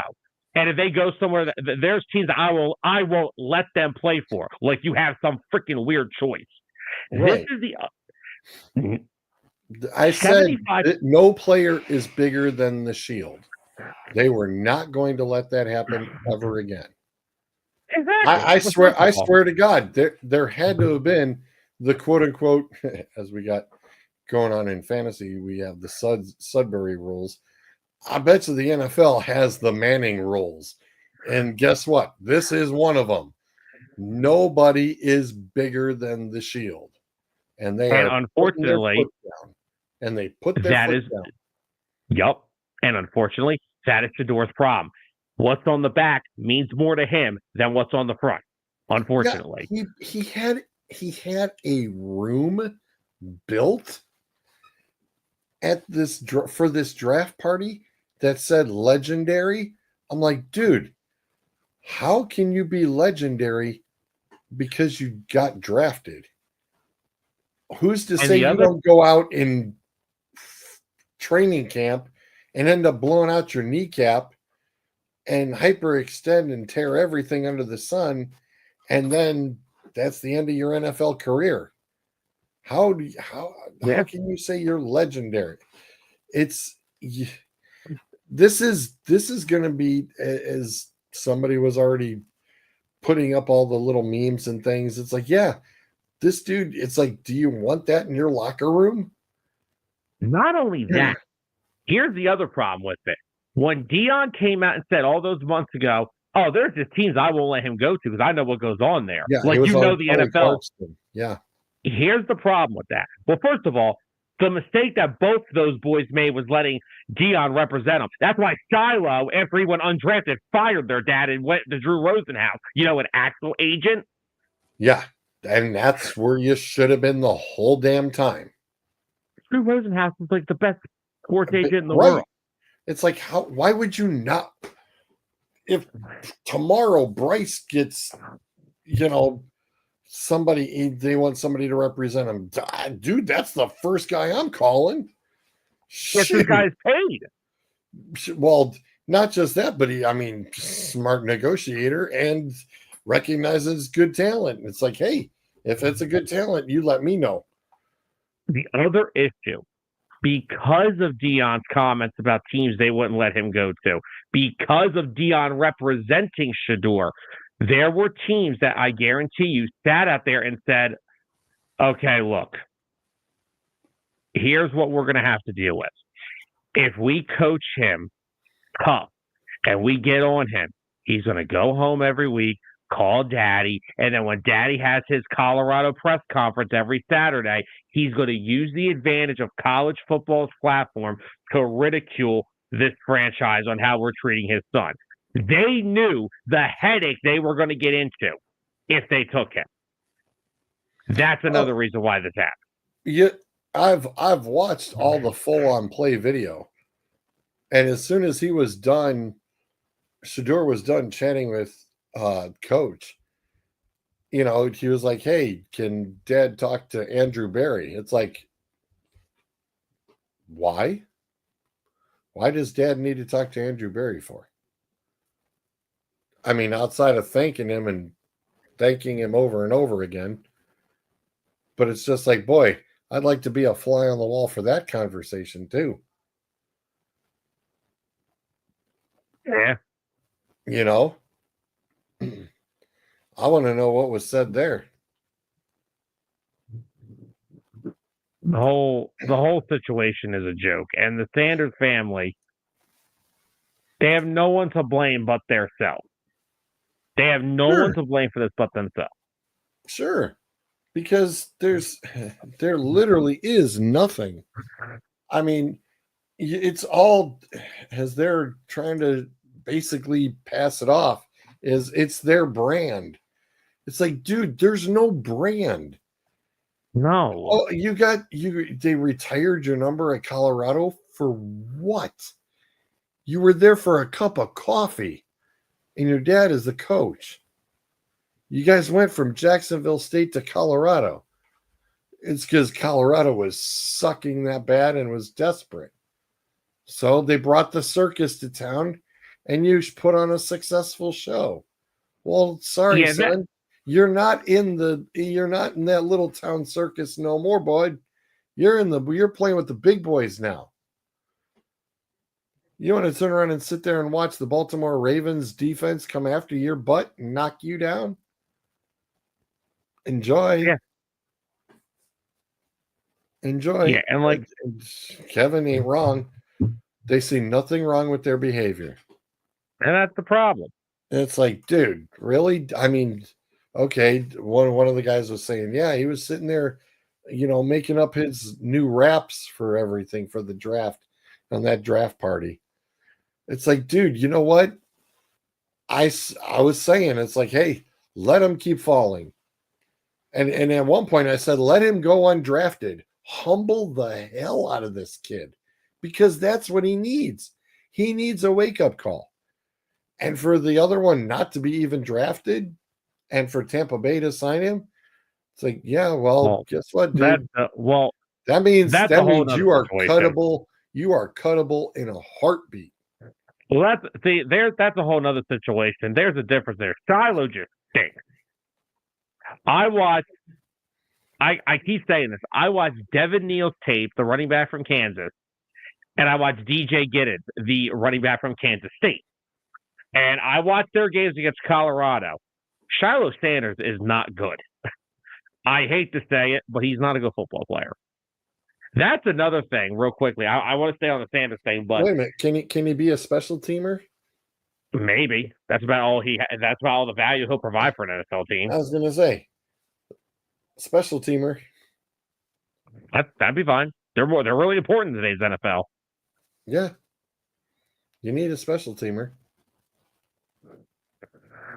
Lord, the Phillies are doing everything in their way possible to let the Nationals win this game.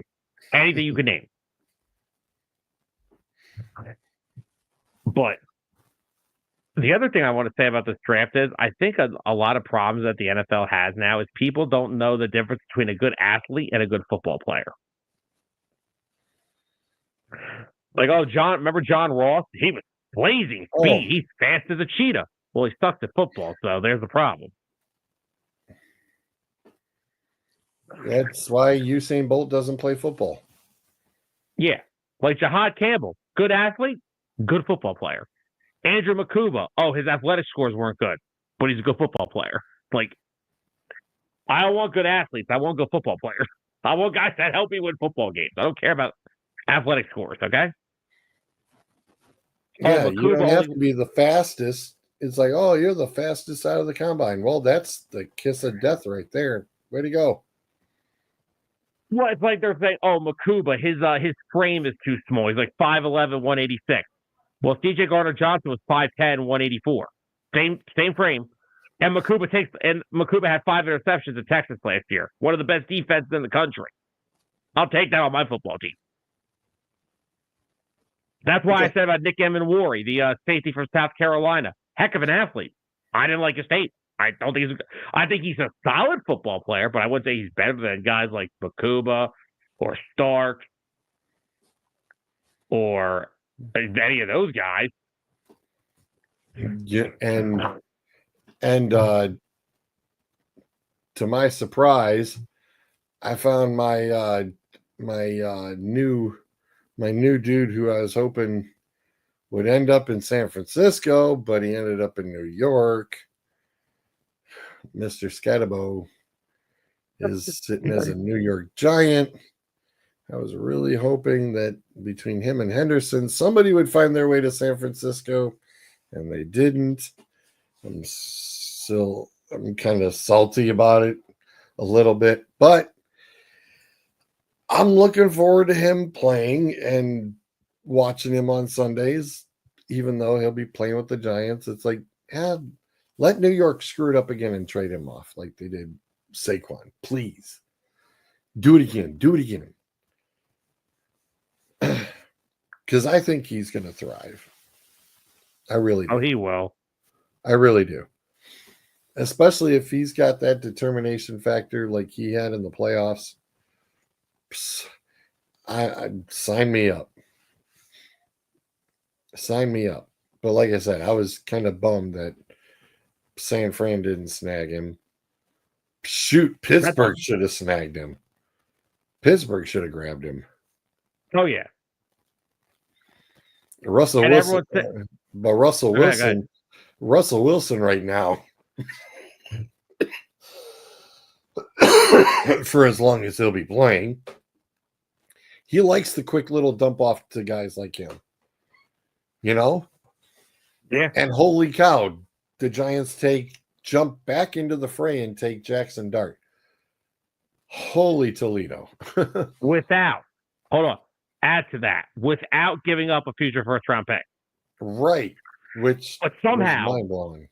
the Falcons traded back into the first to get James Pierce and had to give up a 2026 first round pick. Make that make sense. No. It's the Atlanta Falcons, dude. Come on. No, I'm not trading a future first for an edge rusher. Yeah, that was even Annie turned around and made up her meme thing for this week and went, "What was that?" I was like, "Thank you, Don't get me wrong. I think James Pierce is a good player. I think he's a very good player. I think the Falcons had one of the worst pass rushes in football last year, so him and Jalen Walker are going to help. They also got Xavier Watts. Now you're going to pair him with Jesse Bates. That's scary enough. The Falcons and they got Billy Bowman, who's going to be probably their starting nickel next year. The Falcons really revamped their defense. Were they worried that the Eagles would have snagged him or what? Who, Watts or Pierce? Pierce. I don't know if Pierce was on the Eagles board, honestly. He was another one. Ham, Walter Nolan, Mike. Now, Mike Green fell in the draft because stuff we're not going to talk about on the show. Right. Good football player, shitty human being. Pierce and Walter Nolan. That's what they're saying about Shador too. Well, the interviews that everybody's like, well, he didn't participate in the combine. Well, yes, he did. He still had to do the interviews. There's a difference. Shador's a cocky, arrogant son of an NFL Hall of Famer. Mike Green is an ass little jackass and a scumbag. Fair enough. I'll tell you off camera. But fair enough. Pierce and Nolan both had some character concerns. Walter Nolan, actually, the kid the Cardinals took, he transferred from Texas A&M last year to Ole Miss this past year. A&M couldn't stand him. They said he had an attitude. Ole Miss loved him. So I don't know if Pierce was on the Eagles board, but how I look at it, if the Eagles really wanted to, they would have traded up for who they wanted. They apparently wanted Jahad Campbell the whole time. I don't know if they were, because if they were going to draft an edge rusher in the first, they would have just taken Donovan Ezeraku, who they had a visit with it during the pre-draft process. He was there until the second round. So, no, I think the Eagles knew when they thought they were trying to trade for Campbell from the pick 20. They tried to trade up with the Chargers at 22. That fell through. They tried to call the Packers. That fell through. And luckily, they only had to jump a spot up with KC to get him. And all they gave up was like a fifth-round pick over the weekend, which they got back because Howie Roseman's a sick bastard and loves bringing in day 3 draft picks because he's a psychopath. Yeah, I'm I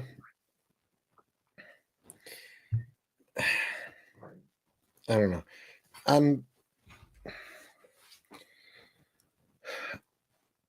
I'm at that point of your character when even though you're not participating in the athleticism aspects of the combine.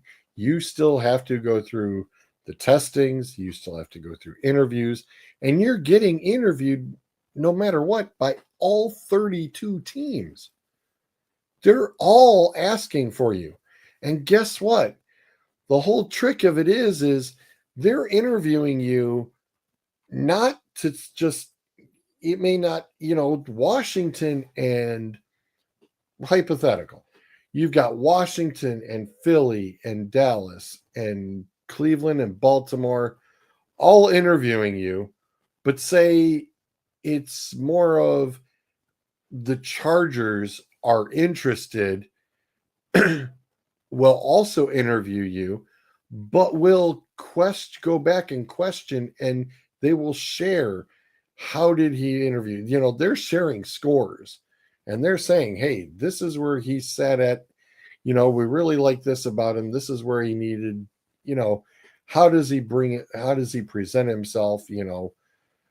His character. Are there character flaws? They're literally just, it's all about personality, and it's like, it may be for some of the knowledge that but then again, it may be for something you don't know. What was the example of in draft day? He said that they sent all of the kids $100 bill in the last page of the playbook. And when they came to the combine and they asked him, did you read through the playbook? And they all turned around and said, yeah. But yet Bogey said, oh yeah, he did. But guess what?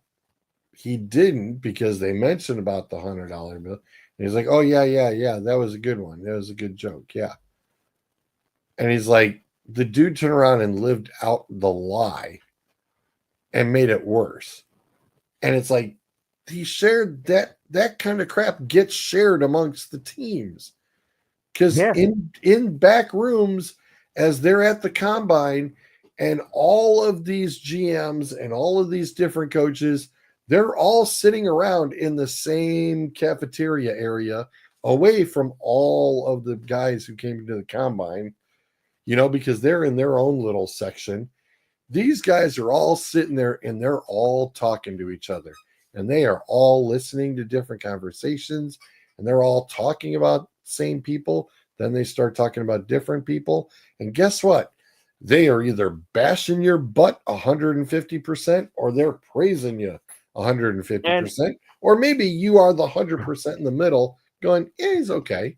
He's solid. And this is why the Eagles are so good at this, because you remember the guy that in draft day that was telling them that the $100 bill story? What was his position in the movie? He was the head of the team security, just like Big Dom is in Philly. So when people say Big Dom should have a coaching role or like a coaching title on his name, yes, he should. Because guess what? Do you know who the guy is talking with all these prospects looking for those red flags?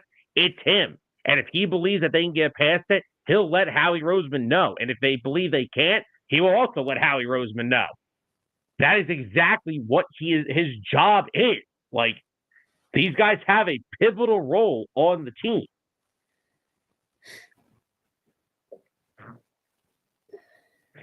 Yeah. Not to mention, I really wanted to see Dom knock Dre Greenlaw out 2 years ago, by the way. Sorry, George. Oh, that's still funny.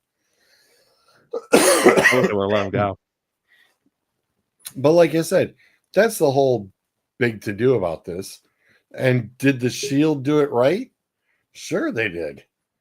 100% the Shield did it right. You turn around and you punish you literally did punish him. Now, instead of him making this big $1 million contract, he gets a cheap 5th round rookie deal contract. And it's like, so how do you like them apples? If daddy's got so much money, you're really not worried about money. Okay.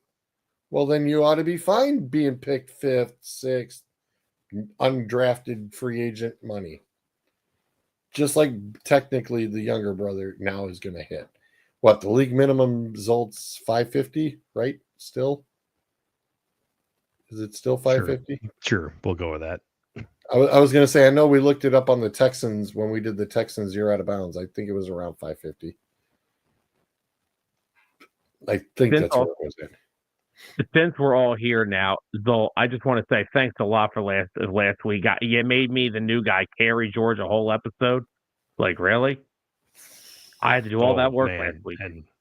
And believe me, carrying George. I mean, I hope he went to see a physical therapist after that. I'm not going to go there. I'm not going to go there. Also, since Zolt's here, I do want to just point out that want to shout out Detroit for doing the draft right 2 years ago. Green Bay, absolutely just no vibes at all in the whole weekend. They really flopped it. That's right. You know Pittsburgh's going to knock it out of the park next year.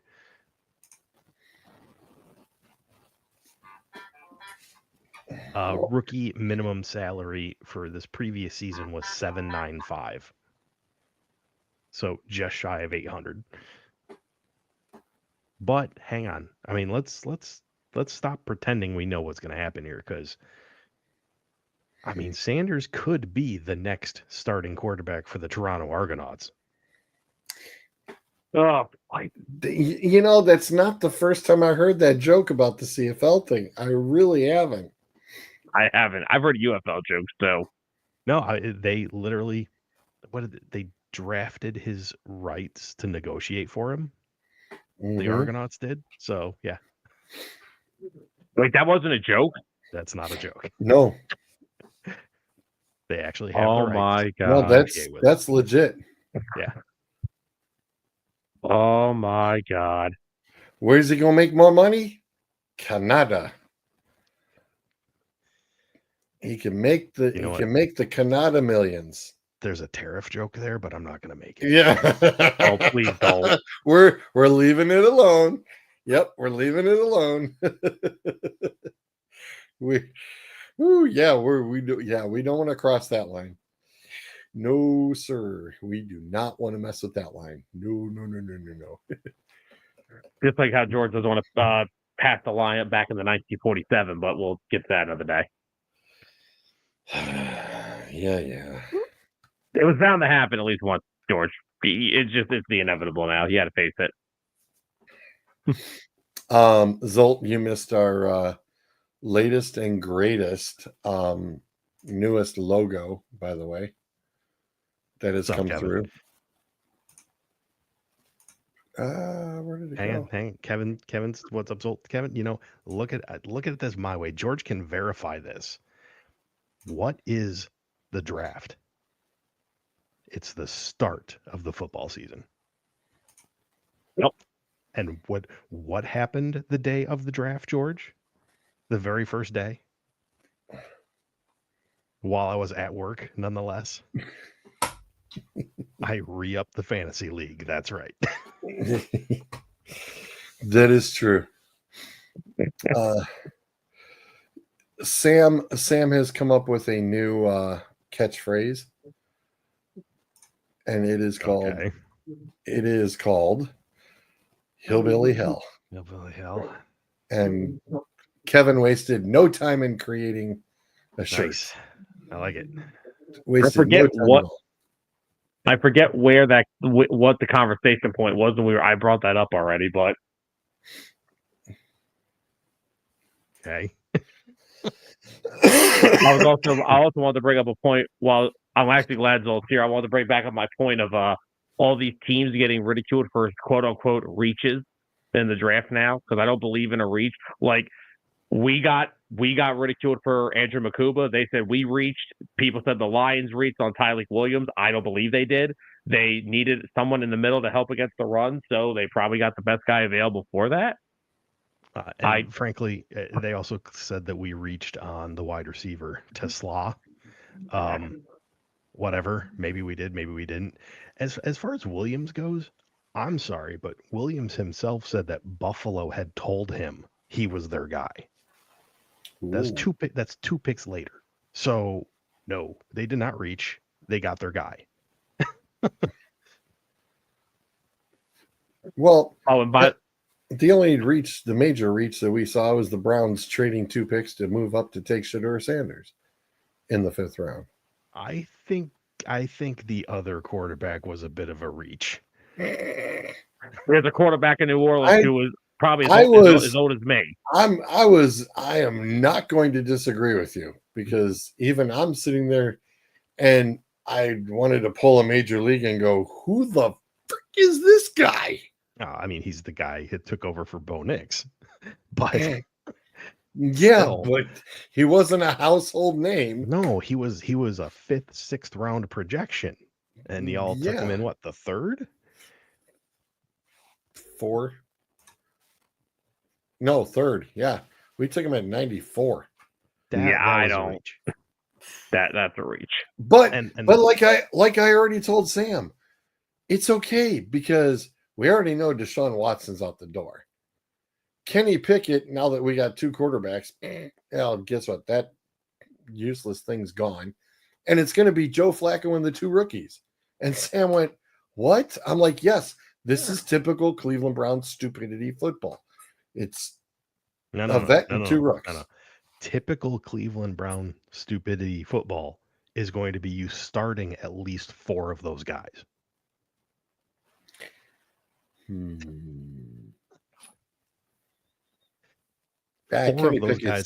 Kenny Pickett's still gone. They're not keeping 4 bodies. And it's much cheaper to turn around and keep the rooks than anybody. So this is true. Much, much, much cheaper. I mean, especially when we find out on how much Sador is going to get, paid. Going back to the Lions and reaching, this is, I don't know, what, 4th draft we've had with Brad Holmes and Dan Campbell. Maybe the 5th. It doesn't matter. They have a way of drafting that I don't think it's unique, but it's certainly different. Not a whole lot of teams talk about the way they draft. Each team gets 30 interviews. They're allowed to do personal interviews with 30 players that they bring in and talk to. This is outside of the combine. Mm-hmm. Brad Holmes has only ever drafted players from those 30 interviews. If he doesn't get them in one of those outside interviews, he doesn't draft them. Yeah. So and the Eagles were the same way until this year. At some point, yeah, you're going to be reaching for guys, but at the same time, you are identifying players that have specific characteristics that you are looking for. Yeah. And if there's that few of them, you want to make sure you get them. And as far as going back to the first round, Williams, heard it today. They attempted to move up to get one of the edge rushers and couldn't do it. Fine. Yeah. You got yourself a tackle. Well, I mean, look what the Falcons had to pay to get back to get James Pierce. I'm not giving up a future first for an edge rusher. No. Heck no. I was just saying to George, when have you ever seen a team trade back into the first round for a defensive player, having to use a first round pick, but then a team trading back in to get a quarterback and didn't give up a first round pick? Yeah. And on top of it, it's not like the defensive player was a massive household name either. Well, here's the thing. If you rewind about 2 months, Pierce was the guy that the Athletic named as the most uncoachable player in the draft. Really? Yes. Wow. He was a first rounder, but so many teams just had him off the board because he just goes out there and does his own thing.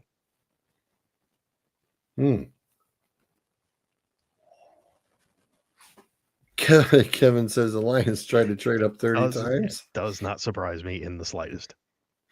Brad Holmes he has no fear when it comes to either trading up, trading down, usually trading up, because they have their small list of guys that they want to get. Well, the funnier part is that, when I know you weren't here, but I had mentioned about the Jags and the Browns, and I'm like, something's really cooking here. And I told people even the next day, don't be surprised if the Browns do trade down, and that's the flip-flop. But at the rate everything was even looking, everybody on TV is going, oh yeah, who's going to make the next big move? Who's making a big move? Nobody was making a big move. Everybody was taking their turn in the draft. And for almost half a second, without the Giants jumping back in, I thought, you know what? Every team is really just going to take their pick because there was nothing that really anybody was going to be shocked by. And then New York went, hold up, wait a minute. We want to do something stupid. We want back in. And like Sam said, miraculously didn't need to give up next year's number one. I still don't know how they pulled that off. But it was like, yeah, I mean, for like the first time in a long time, you could have had every single team actually utilize their draft picks in the first round. That would have been, I mean, that's pretty scary when you look at it. And as far as the Cleveland Jacksonville deal, that's one of those on paper initially, that looks like a win-win. Yeah, 100%. Do I think Jacksonville overpaid? Yeah. But I Yeah. mean, if that's the price and you have the guy that you want, then you're going to pay the price. And frankly, no offense to the Browns, you're going to agree with this statement. The Browns are not one guy away. Correct. Jacksonville can make the argument that one guy gets them closer. Now, he will primarily, even though they even said in the draft is wide receiver and corner, but we know outright he will be wide receiver first. Mm-hmm. Yep. Depth chart corner second. I think this is going to be I don't think he's going to be a Troy Brown. I think the team is going to let him learn if he wants to do that or not. Let him do it for a while and then see if he decides maybe this isn't a good idea. Yeah. It's one of those things of they've got him. Now what do you do with him? Kind of thing. It's like, I mean, he wants to play both. Let him play both. Let him find out. Yeah. I mean, like I said, you're primarily going to have him. You want him as your wide receiver. What he can still participate on defense, we'll turn around and give it to you. Right. Sudsy. Hello, sir. Can you hear him? Can you hear me? Yep, we can hear you. You hear them? Yep. I can hear them. Oh, yay. Yeah, and we can hear you too. Wasn't sure if this crap was going to work. It's always a roulette. Always a roulette with your computer. How are you, sir? Oh, it's a new computer, though. Can I hear you? All right. I would be doing better if I can get your guy to give me my jersey. I ordered it from him in December. Oh, geez. He says he just got it, and he got it like the guy has it in Ohio now, and he just needs to pick it up, and it's taken him 3 weeks to do it. Well, it's not quite. I'm not happy. Close. Yeah, he's not quite close. I if I was him, I would have already just shipped it directly to you. But well, anyways, he hasn't got it. He's got to pick it up from his supplier, and his supplier. So your opinion on the draft there, sir? The circuit. Really? What a What's with your cluster. screen, dude? What a cluster. I don't know what's going on with my screen. I'm lagging, man. I hadn't turned since that last time I tried to get on on the show. I hadn't turned on my computer since then, and so He froze. everything is lagging. Now I'm like completely out, aren't I? Now he's froze. No. Yeah. New computer, same issue. How the hell is this possible? There he goes. Second time using this computer. Hey, now we know what I look like doing the whole Nothing's working right. Godzilla movie. Yes, George, we witnessed this a lot. Yep. That's right. I'm glad I no longer have to go through that. But now I see what I missed out on. So I would love to get your opinion on the Shedeur Sanders debacle. And wow. That covers it. That about said it all, didn't it? Ladies and gentlemen, that is his opinion. Should I make a shirt of Frozen Suns? Oh, damn. Oh. I mean, we can't plan comedic timing like this. We cannot write the script for this, folks. That was like the time that Adam was getting off early and I was on, and I told him that his Winston jersey would be there in a week, and he logged out as soon as I said it. That has got to be you. Like you said, you can't plan those things. No, we cannot. We can't write. We can't script this. We cannot script it. But Zolt, yes, yes, you have not given your 3 cents on Shador. Oh, okay. I mean, I'm hoping half so. Like I said, I still was mulling it over myself because I'm at Bryce's basketball tournament and my mom happens to hit me first, going, "How about that pick?" And I'm like, at this basketball tournament, I'm like, "What pick?" And she said, "They took Sanders." And I went, "Who took Sanders?" And she went, "The Browns." And I went, "Oh, dear God." Was the first thing I said. And then all of a sudden, every chat blows up. Yeah. And my phone text messaging from everybody, from Steeler fans to the other Michigan folks, all laughing. Yeah. Laughing faces sent to me. And I'm like, yeah. Okay. I'm going to say what I typed in our chat, which was, you know me, I am the king of the phrase, the value pick. That legit could turn out to be the best value pick in the entire draft, if not NFL multiple history. drafts. Yeah. It could be. I mean, the kid is not nothing. The kid has talent. The kid has a solid floor. His floor is a backup quarterback in the league. I don't think he's any worse than that. So it's the question. His issue is he didn't seem to have that high of a ceiling, at least not that people could see.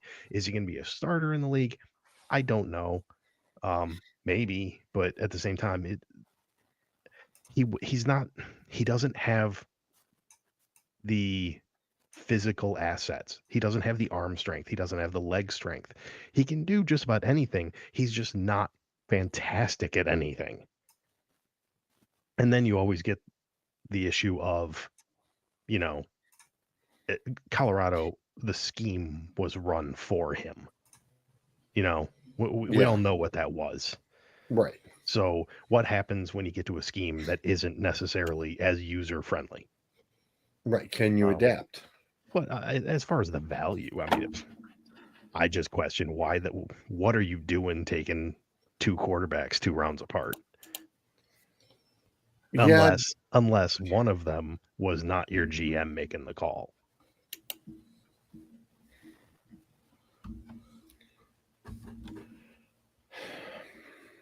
I see that, and that's the weird thing is, I don't think Jimmy.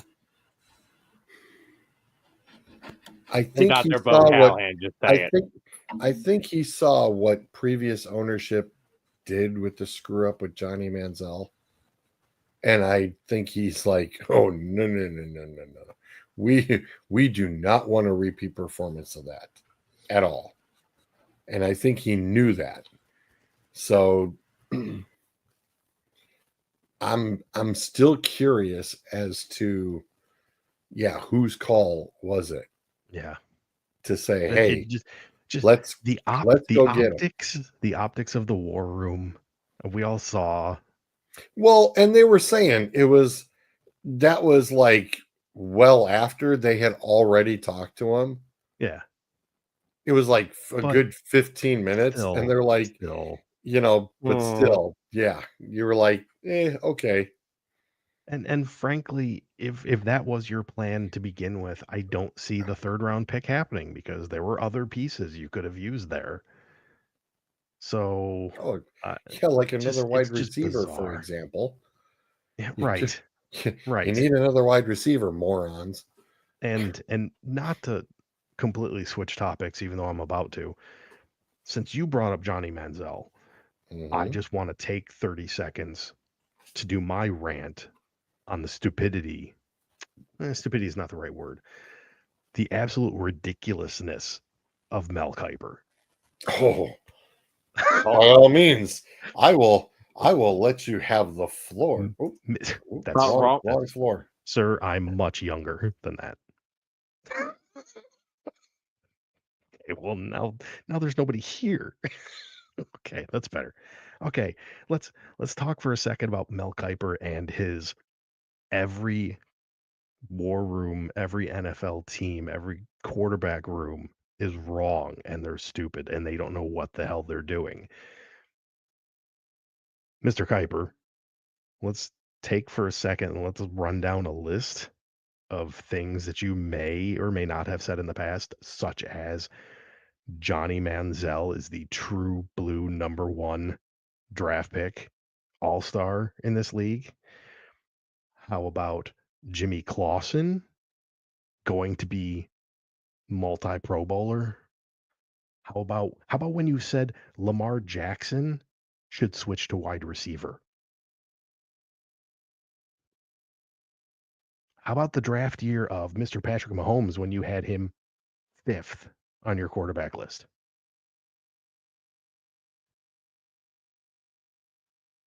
Okay, yeah, because NFL war rooms are stupid. We all know this is a guessing game at times, especially when it comes to quarterbacks. But to just sit there and say like Shador Sanders is the second coming of anybody is just absolutely ridiculous. And if you're going to carry somebody's water, have a bigger bucket. Okay, y'all can come back. Yeah. I don't disagree with you. And Stephen A. Smith needs to be thrown into that category too. Yeah. Yeah. He Oh needs to my be thrown god. into that too. I mean, That was absolute ignorance on his part. 100%. yeah. And the thing is, I wasn't even getting get into that because Stephen A. His job is to light people on fire. And I understand that. I get where he's coming from. His job is to make people talk about what he says. Mel Kiper's job is a draft analyst. And he doesn't get it right. That's I why mean, Todd McShay was sick and tired of arguing with him. yeah, And that's why McShay left. He yeah, was like, I'm done. He goes, it's me or him. And ESPN's like, well, he's been around longer. It's like, well, fine, go for it. yeah. And And McShay's like, deuces. full on ever since McShay left, and that was a long time ago now. Mm-hmm. Yeah. I watched the draft on NFL Network. I don't So watch ESPN because I cannot stand just the the whole crew. personally. I love myself some Rich Eisen, just Yep. whatever show the hell he's Yep. on. Yep. 100%. I mean, Including the Rich Eisen show. yes, he does a fantastic job at the draft and Mm-hmm. full on acknowledges he is not the smartest person in the room and Yep. lets the smart people do the talking. And all he does is hold it together. Yeah. So, but yeah, that's my rant on Mel Kiper and how NFL teams are horrible. Yeah. Maybe you're just in the wrong sport, dude. I mean, if you hate the league that much, I think we're also for. Sorry, George. Yeah, Sam, and I know that you will remember this, Sam, because you were old enough to remember. Stephen A. Smith lambasted Donovan McNabb. And I was like, you know what, Stephen A. Smith, shut up. You are a basketball guy. You are nowhere near, you should not be anywhere near a football microphone. And I was so glad after that little ordeal happened that Stephen A. Smith was pulled off of football and was put back into his own little tent with the basketball where his butt belongs. But yet he kind of wiggles his way out, and now he's on his mainstream, morning shows of First Take and all that, and he's back to blabbing about football and baseball and whatever else. And I'm like, you know what? Sorry, Stephen A. Get your butt back into that basketball tent and stay there. Stay there. That's what you know best. Stick with what you know. Do not try to adapt because you are very, very bad at it. Also, let's not also forget when Mel Kiper said that Blaine Gabbert would be a better quarterback than Cam Newton. Oh, Jesus. Yep. That was one. I'm also Honestly, old. Go ahead, though. Go I ahead. was just gonna say, honestly, he lost me, and it was probably at this point a decade and a half ago. Can't remember the team. Amazingly enough, it wasn't the Lions.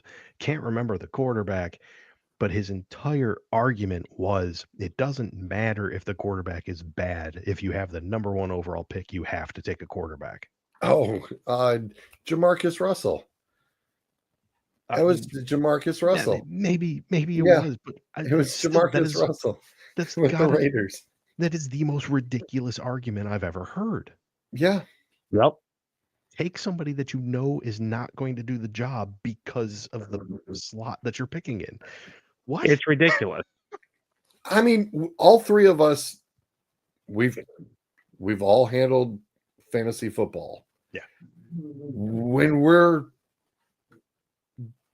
gifted with the first round pick overall in the draft, names will not be named, but when you're given that opportunity, you're not going to sit there and go, oh yeah, I need a quarterback at number 1.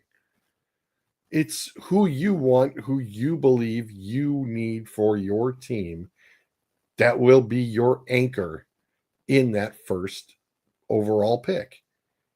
You are picking the guy that you know is not moving unless injured off of your starting roster. You know that guy is your guy.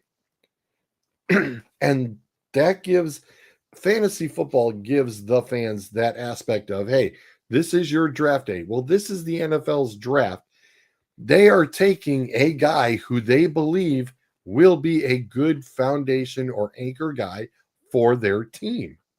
Yeah. That is what they are looking for in the first round. And the first overall pick, you're praying because you're just praying that it works out. Yep. You have no idea.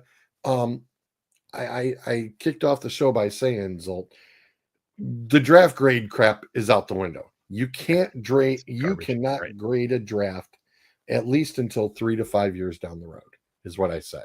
If you are grading a draft, that means by definition, the only thing you have to grade it on is your projections, and what was done in college. What is that?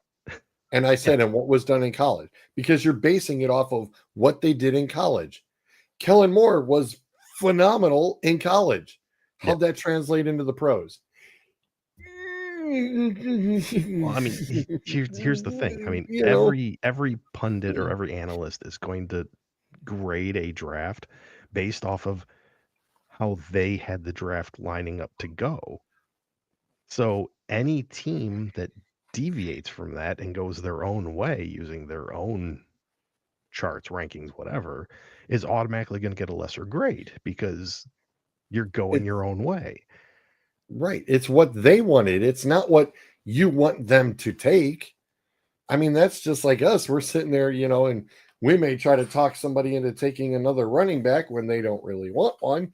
So that way you can get the wide receiver that you want instead. Yeah. It's like, sorry about your luck, but it's just not going to happen that way.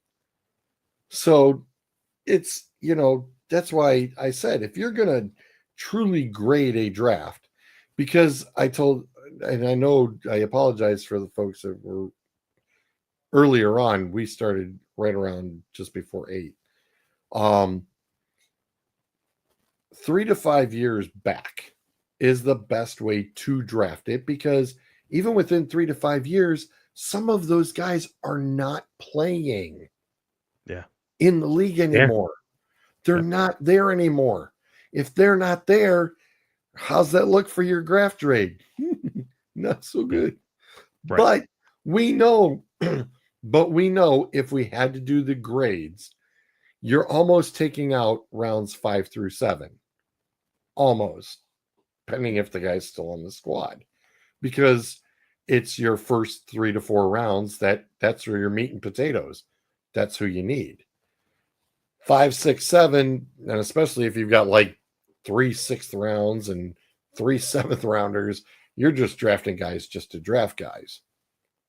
You may be looking at a special team spot, maybe they may connect onto, or you're looking to release X player because it'll save you on some money and it's cheaper to get, the league minimum guy and just let him fill the spot. Right. You can have that too. Yep. But your first 4, those are the guys that you're going to be spending a little bit of money towards. I mean, the idea is when you're drafting somebody, you're drafting him on purpose. You're drafting him to take a spot. Bill Belichick was famous for this at his drafts. His strategy was everybody he took, he wouldn't obviously do it at the time, but he could tell you who that player is replacing on his roster. Yeah. That was his thing. And if he didn't have somebody where he's like, if he didn't have anybody to replace, like I could draft this guy, but he's not. That's why you saw the Patriots trade out all the damn time. Yeah. Or they traded for a player to fulfill that spot. Yeah. But I mean, let's face it, how many years did we just watch the Patriots just trade out of a draft? I mean, like, Bill, we're done. Bill just did it with his wife. So, I mean, hey. No. Thank you. Thank you. No. Thank you. Thank you. Sir, Thank you. that is Thank a you. story still being written. And sir, only a man as old as Belichick can make that joke.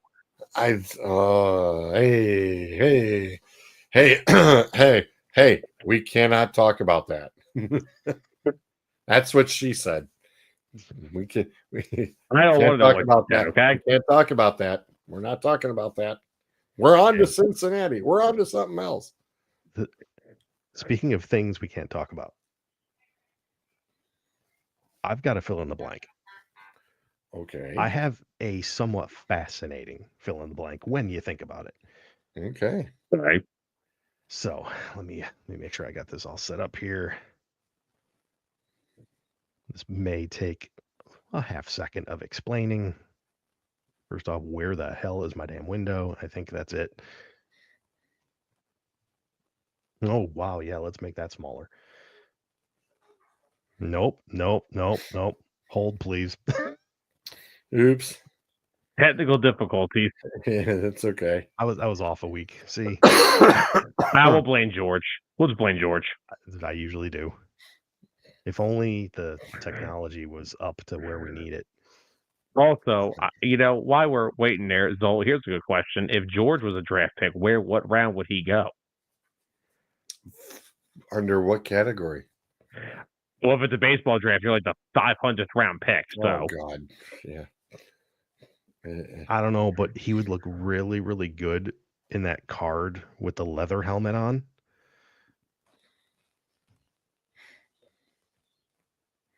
I'm not that far back.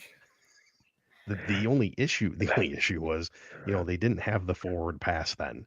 So actually, Zol, you're being a little too generous. Are we sure that when he was born, the game was invented yet? Not Sam's just. Thank you much. Let's see if I can get this. I'll be here all week. More visible. Here we go. All right. What the hell is top 25 win percentage for CFP? This is college football and college basketball combined. Kind of freaking Frankenstein, and are you pulling off? Well, it's too late for me to think this hard. Okay. Kevin's like, hey, that's enough. It's like, yeah. Thanks, brother. All right, I got top winning percentage for college football and their basketball. Yes, so a school with their football and college and basketball teams combined. The winning percentage for this past season. I'm gonna take a stab at the nuts and put the boys at 5 for the Buckeyes. Okay. They are on the list. I will say that. Because it is Ohio State, I'm gonna go ahead and just throw this in here. Wow, that low? Yes.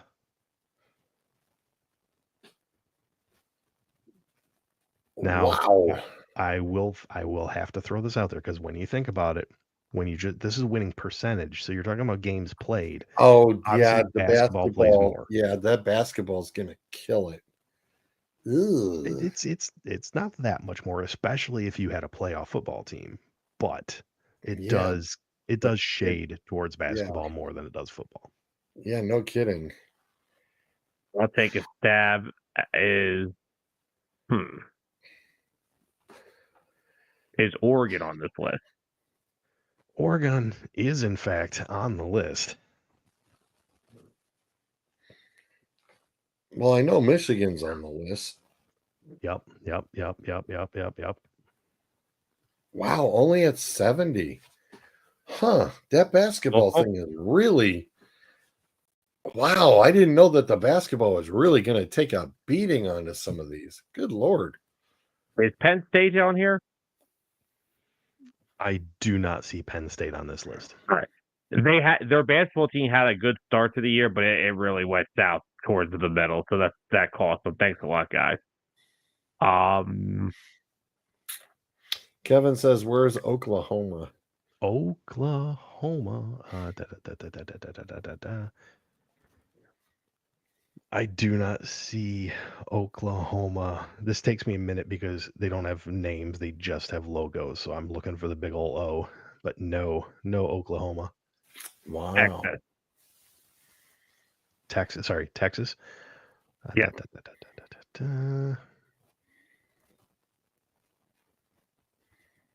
No. No Texas. Wow. All right. I was gonna say who else. I didn't pay that close of attention to the NCAA brackets for March Madness. So What about Duke? Kevin? Go ahead, Sam. Is Duke on here? Okay, give me 1 second. Kevin threw Alabama Kevin in the wanted chat. Bama.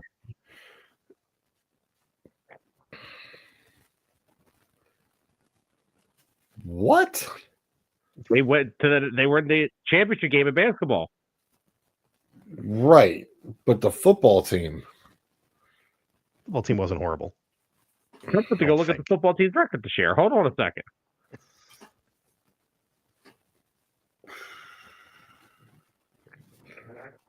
All right, so where's Florida State at then? Florida State, not on the list. Wow.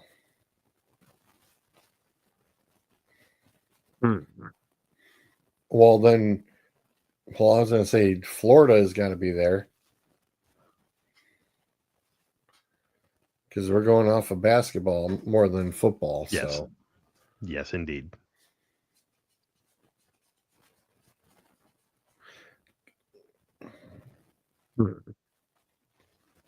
Kevin with the Spartans. already a little higher, huh?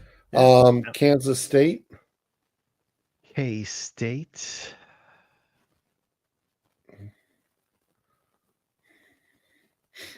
How about just Kansas? Good old Kansas, the Jayhawks. That would be a no. Oh, interesting. Tennessee. Wow. All right. Huh. Y'all are actually doing pretty good. I mean, you got the top 4. Kevin, Penn State is not on the list. He said Penn State. Yeah, Sam already guessed. Drew Aller can only save so much. Wisconsin. Wisconsin. The Fighting Wisconsins. Close enough. Is Notre Dame on here? It is such a shame that I have to say that no, Notre Dame is not on this list. Kevin, Okay. we're not talking about the women, I don't think. UConn is not on the list. I knew exactly where they were going. He was going with that. Uh-huh. Yeah. Huh. I'm going to take a stab at a basketball one for Mosley. Is St. John's on here? No, St. John's is not on here. Thank God, because I wouldn't even recognize the damn logo. LSU. Oh, LSU. That is a fun little one. That is not on the list. Oh.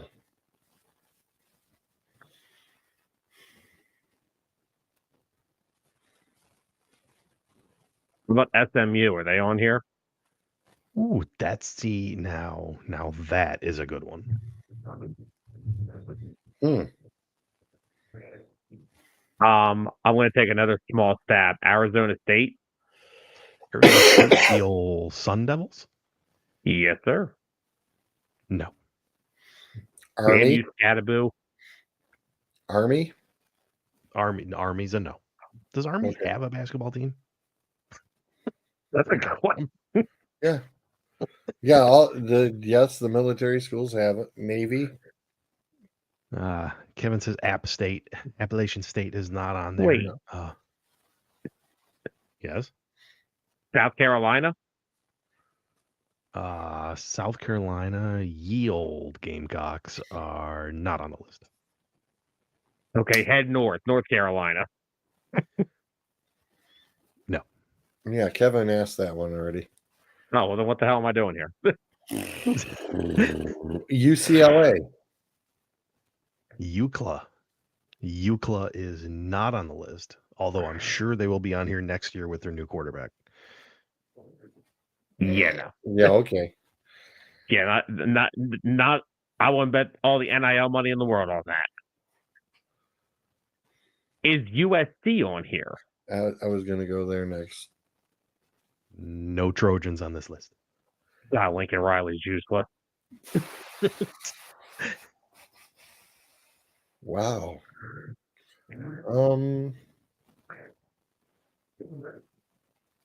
It's actually tough. Yeah. Yeah. And some of these, I'm making sure I'm reminding myself. Oh wait, that's right. That's their logo. Is Miami on here? I already said Wisconsin, Kev. It's Wisconsin is there 22. 22. I'm sorry, what am I looking for? Miami. Hurricane. Miami is not on the list. Oh, wait a minute. Is Houston here? Kevin asked that one. Houston. I mean, they won the damn national title. No, they didn't. Houston is not on the list. Really? They were wow. Again, I asked the question, does Houston even have a football team? I don't know. Do the 49ers have an offensive line? Wow. Really? Really? Yeah. Really? You just gotta look at the IR. Oh. No, Kevin. Nobody has said them yet. Oh, who do you get? Clemson. Oh, get the...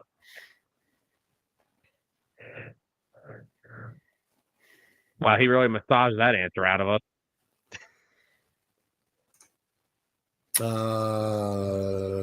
Ole Miss. That's a good one.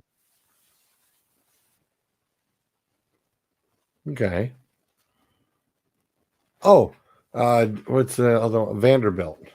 Vanderbilt is not on the list. No, okay. No Kevin. No Gonzaga. What about Georgia? I don't know. They got a football team. Oh yeah, duh, Georgia. My team only has half of their team on my roster. All right. Wait, does that count? If the Georgia player is on the Eagles, does that count towards the winning percentage? The Eagles are not on the list. All right, so let's go. Who else in the Big Ten? Rutgers, Maryland. Maryland. There we go. Maryland. That's what's up. I don't know how the hell they would. Oh my God, Their basketball team's pretty good. I'm Their assuming. basketball team is good, but the football team just bites. Yeah. But didn't Maryland Purdue? eke out some interesting wins this year? Purdue? Purdue is not on the list. Really? Purdue is very bad at it right now. So let's see. Purdue, Illinois wasn't that good this year. Is that a question or is that an answer? I think it's not. Illinois? What the hell? I think, yeah. Really? Okay. Their football team wasn't bad All right. this year. Yeah, I was just questionable about the basketball. I wasn't usually Illinois Yeah. usually there, but you know, sometimes though they're down in the NIT though too. So I wasn't sure this year what the. Like I said, I missed the brackets. So yeah, is BYU on here? I was gonna say that smells like a yes. You only got 8 to go. I mean, I'm fairly impressed. Well, you said Texas. Texas Tech, then. Texas Tech is not on the list. Damn it, relevant to Mahomes, George. Come on. Well, I'm just spitballing. You know what else? Who else we might have missed?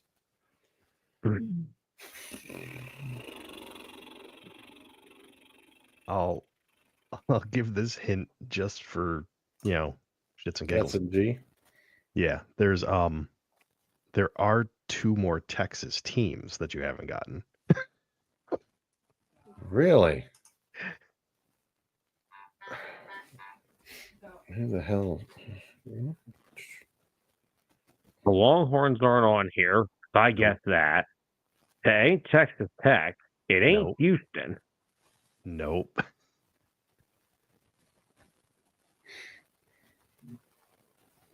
many goddamn Texas teams are there? Just to throw this out here, since you asked that question, way back in the day, George, and this is probably, similar to the time when you and I met originally, when I was working with Durkin day in and day out, we would occasionally play the game, how many Texas schools can you name?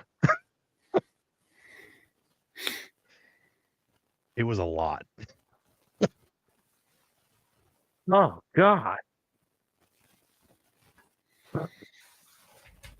Oh, hang on. Did I say 2? I think I meant 3. Oh dear damn. God. So we knocked out Texas Tech, Texas. Oh, Texas A&M. Okay. Yep. I'll give you. I'm like, once we talk it out, we'll get there. Yep. Okay. Yep. And we already did Houston.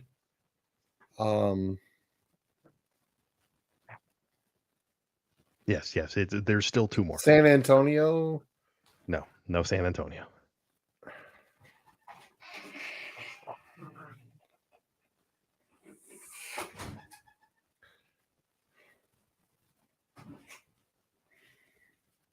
We're running out of text here, I think. You really aren't. No, we're missing. I don't know any other ones outside of the ones we've named.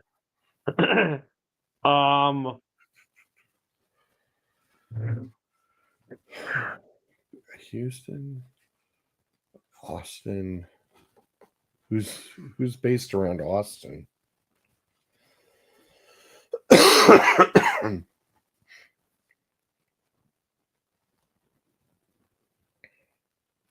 Yes, he has Palm as his teacher.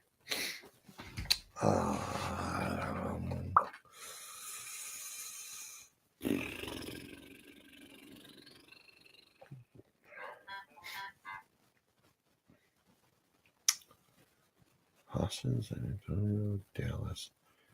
Who else is around Dallas? If you want me to infuriate you slightly more, One of these teams played in the college football playoff in the winter of 2022 going into 2023.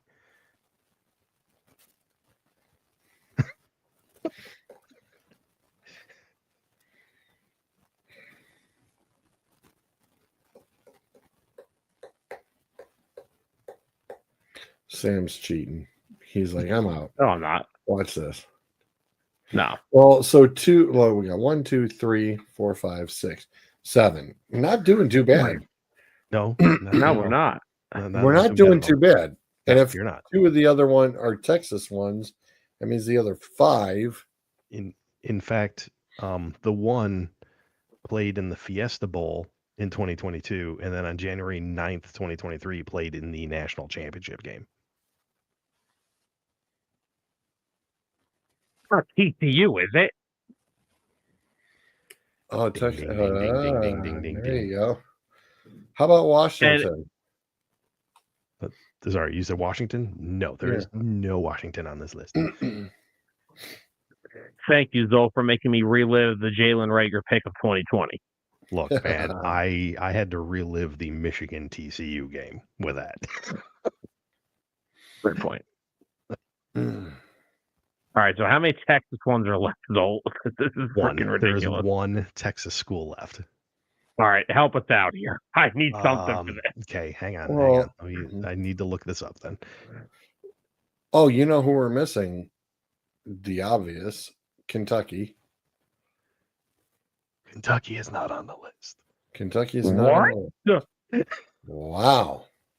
And that football team wasn't bad this year. No, it wasn't. That's why I was like, hey, I'll mention it because. By the way, can we give up a nice little? Can we give a nice let shout me out? know how Bryce's stuff's coming along. How's it looking? Let me know. Can we give a little love to Maxwell Harrison, who after every first round pick on Thursday night was like hugging it out with everybody who was getting picked that was walking by him in the green room. Yes, I hope that kid succeeds. I hope that kid succeeds. I agree 100%. And I'm glad that they brought that up too. That kid was just super excited to be there. And he was just like, yep, he made it his mission to, bro love everybody going through there. Yeah. And you know what? Anybody that's there in that green room, yes, I understand you are an elite player. Yes, you're getting drafted theoretically on day one. You are, it's a one-shot deal. This is only happening to you once. But you know what? Everybody else in that room is in the same boat. Yep. Yeah, look at the dude who got picked up by Green Bay on day 3. Right. Okay, so the Texas school that you're missing plays in the Big 12. If you want, I can tell you what city they're in. Personally, it wouldn't help me, but it might help you guys. Shoot. They're in Waco.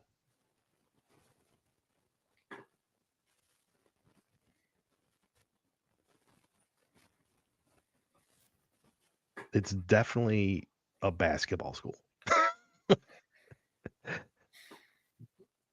This isn't the guess for that, but I'm going to shoot out a random school here. Is Toledo on this list? Toledo's not on the list. Okay, I don't know. Nor are they in Texas.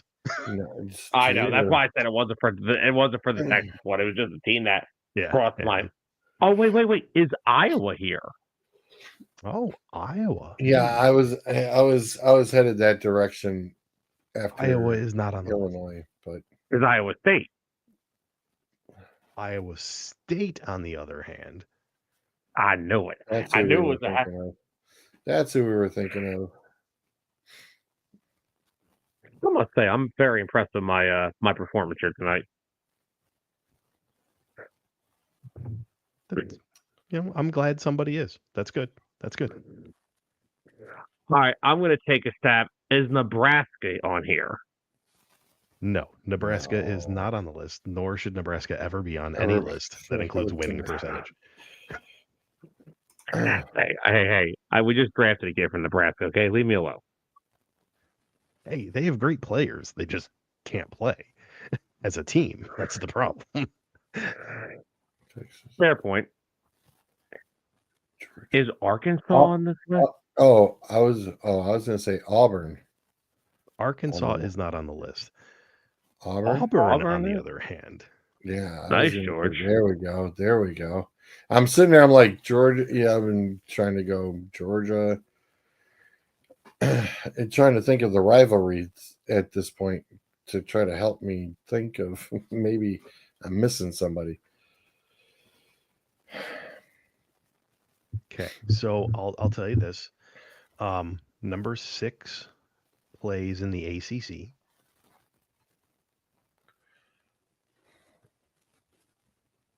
Not Syracuse, is it? It is not Syracuse. Second, we said UConn already. Clemson's already there. Clemson's there.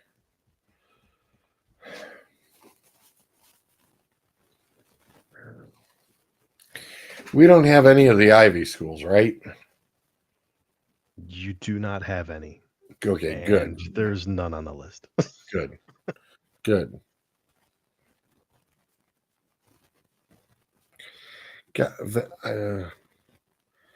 I said Vanderbilt already, right? You Yeah. said Vanderbilt Okay. already. Okay, so just because, and I just noticed this. So 6 is ACC, 15 is SEC, 18 is Big 10, and 21 is Big 12. There's a Big 10 still. Yeah. Yeah. Old Big 10 or new Big 10? Old. Really? Yeah. Indiana? Yes. Good call. Good Okay. job. Good job. I was like, It's all right, one hang high on a school you didn't second. guess. It's like, all right, hang on, because there isn't much left to go with that ordeal. Thank you. Okay, so that takes care of them. Man.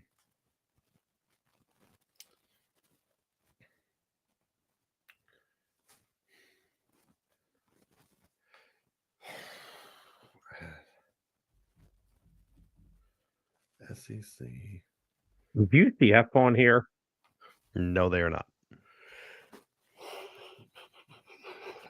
I'm trying to picture the Southerner. You know how Annie does her stuff, and Benchwarmer Brand does his, and the other guy does his.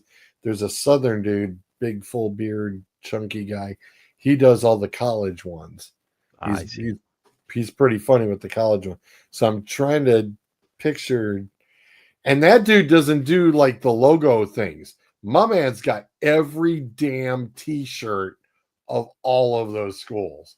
That is impressive. I mean, I know I have a lot of football jerseys. I can Yeah. pull my thing off, Right. but that dude's got a serious amount of college shirts. I think he went to Stephen Barry's back when they were in business, and he got everybody.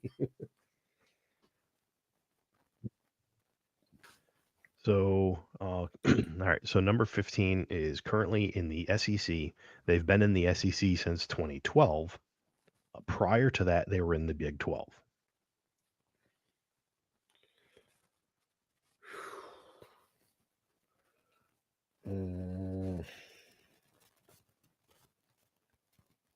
We said Oklahoma, right? And that wasn't correct. They're not on here, right? They're not on the list. Okay.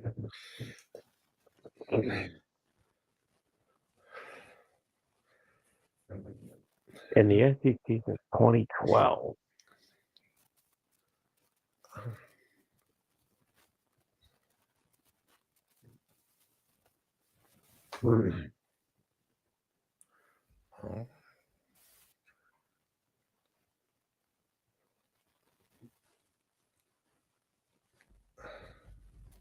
Said LSU already. Georgia Tech? Not Georgia Tech. Not a bad guess, but not Georgia Tech. Okay.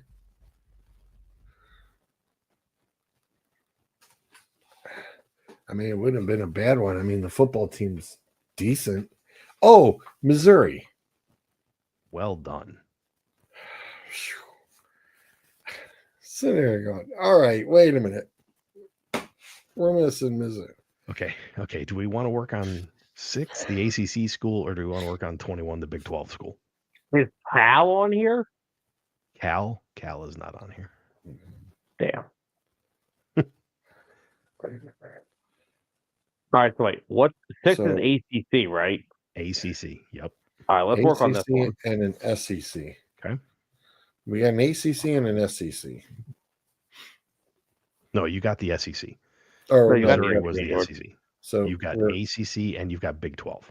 and Big 12. Damn it, George, stop showing your age. So Oh, yeah, let's work. they've been in the ACC since 2014. Prior to that, they spent 1 year in the AAC, and before that, What's they okay were in the there? Big East and and Conference USA.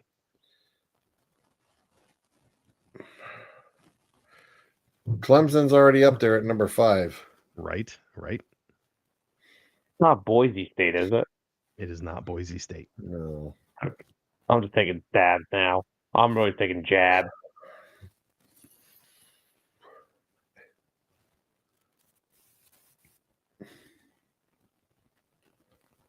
I'm trying to think around UMass. Not UMass. I don't know if this is even close. Is one of them Oklahoma State? It is nope. Yeah, I'm throwing stuff at the wall and hoping it sticks at this point. Okay. In football, this previous bowl season, they played in the Sun Bowl against Washington. Year before that, there was the Holiday Bowl, Fenway Bowl, First Responder Bowl. So they're good enough to get eligible.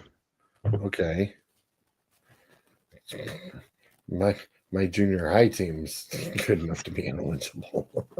Look, if it's not the Pop Tart, if it's not Wait, the Pop wait, Tart wait. Bowl, I don't want to talk about 8-0. I mean, we're at 8-0. I was like, yeah, we can hit a bowl. If it ain't the Pop Tart Bowl, don't talk to me. Touche. Wow. Trying to think around the old Big East. Okay, how about this? In 2016, their quarterback won the Heisman, the Maxwell, and the Walter Camp. See, right about now, Adam would be like, he'd be on this. Oh, yeah, he would. 2016 Heisman. That was after Mariota won in 15. Right? Who the hell won the damn Heisman in 2015? Oh my God.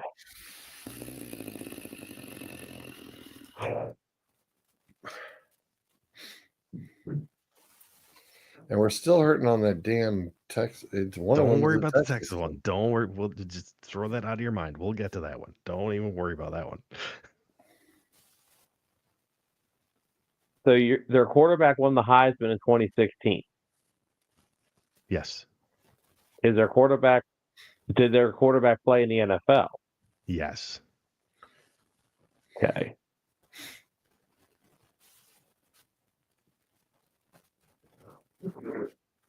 This is fun. Hang on, I need to look this Baylor? up. This clue, sir. I'm thinking. I'm gonna need you to stay on task. You got the other Wow. one. Good job. Pulls it out of his rear end. Oh my God. I'm still gonna sitting stay there away from thinking that one. college basketball teams. Since this is heavily more on the college basketball teams, I'm trying not to think of the football stuff. So I'm like, okay, who else was that odd team out, that sneaks in every once in a blue moon? And it's like, there we go. Okay. Okay, so how about I give this little clue? That quarterback that won the Heisman Not only did he win the Heisman, he has also won the NFL MVP.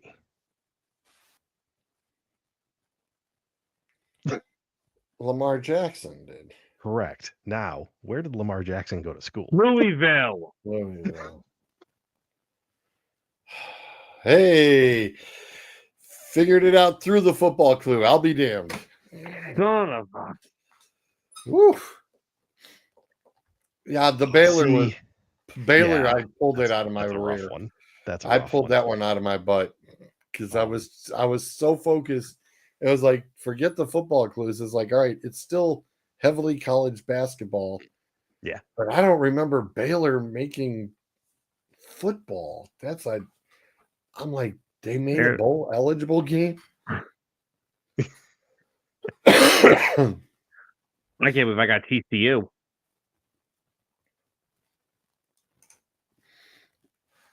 Yeah, there's certain ones that are definitely harder than the others.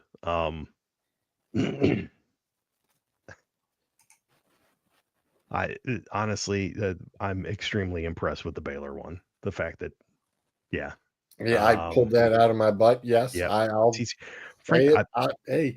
Hey, I flat out guessed Loveland getting picked by the Bears. yeah, and I frankly, pulled that one.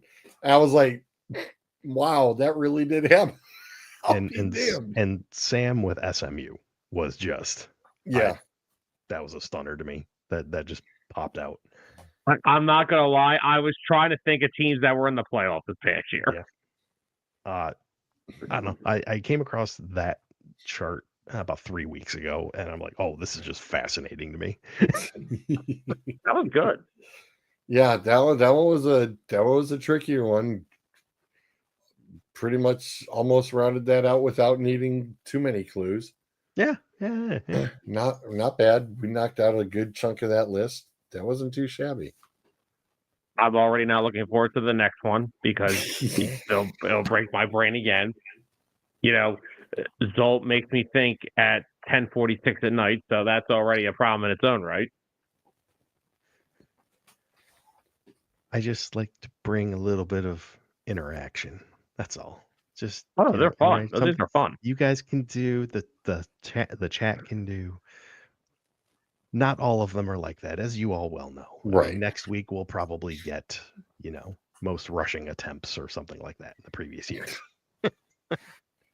Which means now he's going to do a completely different sport because he thinks we're thinking football now. No, I mean, Gunter's like, hey, he's over in the central zone, buddy. He's like, let's not put him to bed too early. hey, if Bruiser's here, I'm happy to give it a dice roll. That's all I'm saying. Right. But I wanted to get that one knocked out. That was a good one. Like I said, we didn't do too shabby on that one. No, you guys did great, actually. We held our own pretty well with that one. Yeah, we're on the East Coast. We're East Coast. Unless I've got Chris Rips on and he's over on the Pacific. When he's able to get on. And then, of course, when Marcy turns around and comments in, she's up in Seattle, so they're also West Coast.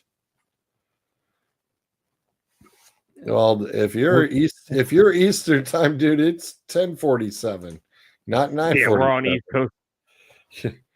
I was gonna say, if you've got 9:46, you are in the Central time zone, sir.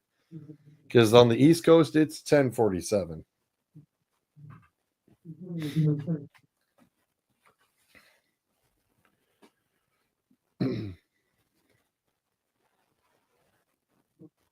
And of course, the more of the tons of fun with talking about balls tomorrow night.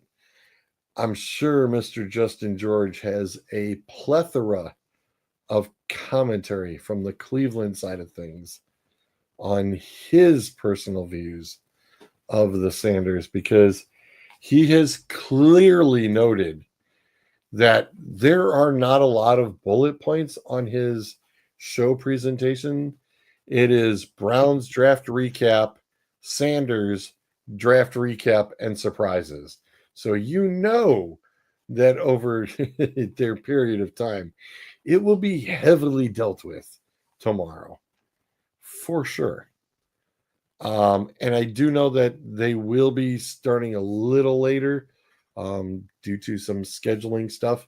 I will not be able to be a participant since we have our opening day baseball out in Rocky River tomorrow.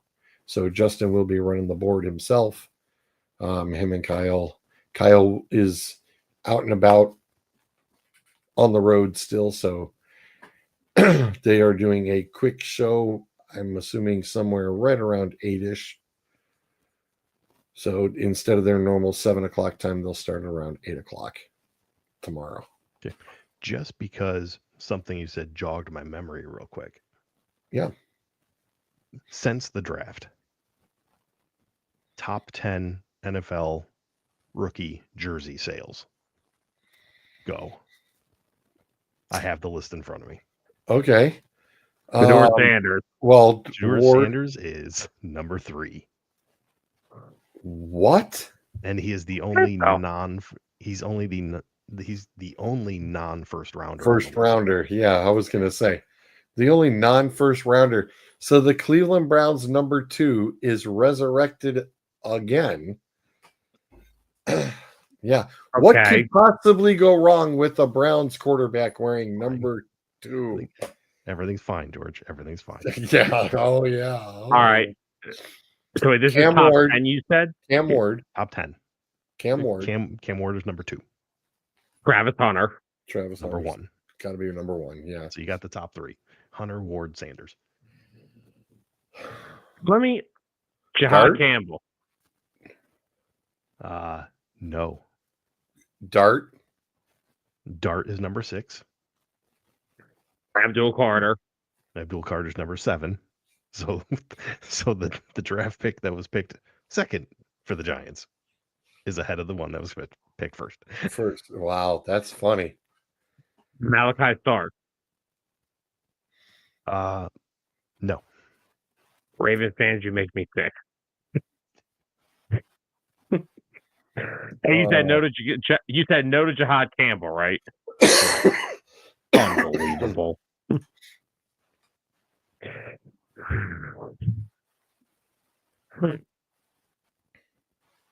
I'll say this: everybody that's left is an offensive player. Right. No, Tyler Warren.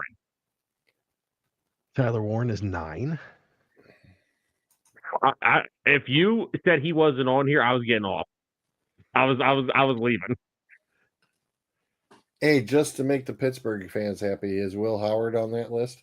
He is not. I can't imagine. Oh, shucks. Well, it's probably the best quarterback they've had since Ben. So, low bar. Low bar. Low bar. That bar is about 8 feet deep in the ocean. Is Derek Harmon on that list? No.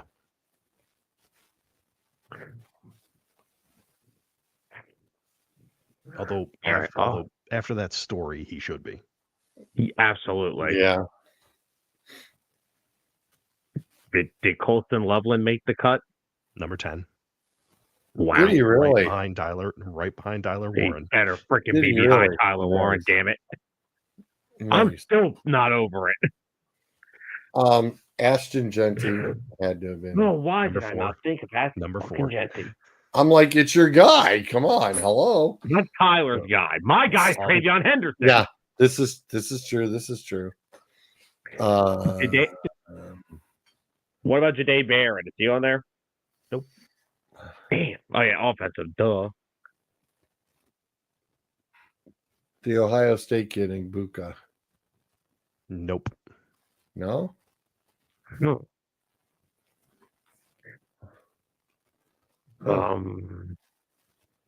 Tampa Bay fans, shame on you. Honestly. Let him catch a damn ball first. Hampton. What about Hampton? Hampton? Not a first rounder. Like the inn? No, not on the list. The Chargers guy? The Chargers running back? Oh, City was my bad. I'm having look. It's been a Right. long freaking day. Yeah, okay. It's been a long week. Chargers, no running back on the list. No running back, just receivers. Yeah. At this point, yes, it's 2 receivers. Who was the other Matthew dude? Golden. There's one. That's number 8. So it was him and McMillan. That's the other one, number 5. So yeah, Travis Hunter, Cam Ward, Sugar Sanders, Ashton Junty, McMillan, not going with the first name, Jackson Dart, Abdul Carter, Matthew Golden, Tyler Warren, and Colston Loveland, rounding up your top 10 rookie jersey sales since the draft. Okay. Interesting.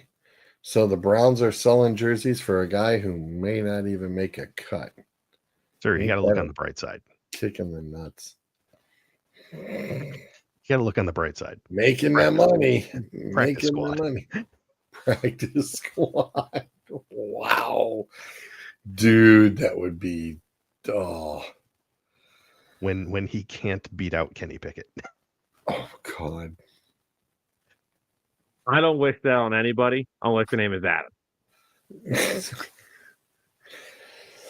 Adam deserves to be picking on his team next year. Yeah. So who are we rooting for to start for the Browns then? If we don't have Winston, It's going to be Flacco. It'll be Flacco. We're rooting for Flacco to start. I don't know if we're rooting for Flacco to start. That's who's going to get the start. That's who's pretty much getting the start. I saw like there was a thing of the Simpsons all hands in, and then somebody's weird like looking stick hand came in, and on the name it said Deshaun Watson. They're like, no, get that out of here. Nope, sorry. But it had Kenny Pickett, it had Flacco, right? It had the other two, and I was just like, damn, that's cold. Well, unfortunately, you know who the loser in that whole Browns situation is going to be, right? It's going to be Gabriel, because you know the minute Browns fans see him, they're going to boo him off the field because they want to see Shador. Yeah, but Gabriel can move. I mean, yes, I get it that Sanders has been groomed as in a pro system because Dad's worked that. That's what he's worked on. So he's been groomed as a pocket guy. Gabriel's not. So you got 2 quarterbacks, and one's type A, one's type B. Well, Gabriel's look, they're not tall, so maybe we could have like Gabriel on or Shador on Gabriel's shoulders, and maybe do like a quarterback like tower type thing. Hybrid. Yeah, hybrid. Yeah, George, doing a hybrid. You're gonna hybrid the quarterbacks. Yes, we're gonna take the tight end out of the game, and we're gonna have 2 quarterbacks in there each play. They're that Taysom stupid. Hill, folks. We have Taysom Hill. Oh, shut up. Oh, sorry, Taysom Hill with me. It's too late at night for this. Well, that's still. I mean. Let's everybody's kind of missing the whole Cam Ward thing though. Cam Ward is walking into who as his offensive weapons? Ridley, Tony Pollard, Tyler Lockett. Well, okay. So the way I look at Tennessee, Tennessee is using the Chicago Bears playbook. They're just a year behind. So the Bears, what did the Bears do this year? They loaded up around Yes, they did. Caleb Williams. Yes, they did. Kind of like just like New England and Drake May. I mean, they loaded up the offense around him. So if you go on that playbook, we're not expecting anything out of Tennessee other than try not to get your kid killed. Well, because Detroit did it too, and it's like Ben's like, hey, guess what? If it worked there, it's going to work. It will work in here. And also to the fair point of Tennessee, they did draft J.C. Latham last year to play right tackle. They did draft Peter Skronowski to be one of their guards 2 years prior. They signed Moore, the left tackle away from Pittsburgh. They signed Kevin Zeitler. They signed Cushenberry, the center from Denver last offseason. They have put together a solid offensive line. So hopefully they won't be getting him killed. It's just that offensive line the problem is they may give up a lot of coverage sacks because it's not hard to cover the aging wide receivers that the Titans have. Right. Not to mention that's where wide receivers go to die. But they've drafted. Which is why we had to. But they've drafted so many first-round quarterbacks, and they're just not panning out. That's why I'm kind of fearful for Ward because the track record right now for Tennessee over the past 5 years for quarterbacks is not going so well. Well, okay, let's rattle off the ones that we can name. Okay, Will Levis, who technically is still there, right? Yeah. They haven't cut him. I mean, correct me if I'm wrong, Will Levis wasn't exactly looked at as a blue chip prospect coming into that draft. At least that I didn't. Before that, it was what, Malik Willis? Malik Willis, who was drafted as a project player and was given 1 year, which that's not how a project quarterback works. No. So I mean, he was given zero chance to succeed. And you pulled in Mariota and tried that trick because you cut Tannehill and was like, we could probably do better. No, you're better off pretty much probably having Tannehill for the past couple of years. They literally were. Yeah. But then you wouldn't have gotten such a nice draft pick that you used on Will Levis.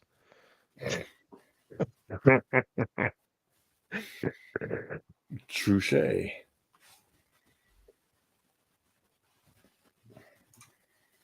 All right, gents. It's that time. Say goodnight. That takes care of the 4 minutes. Say goodnight, Grayson. Good night. Good night. I said say goodnight, Gracie. Good night. Good night. So I said, well, flip a coin. And if it comes out heads, have your hair dyed. And if it comes out tails, say goodnight, Gracie.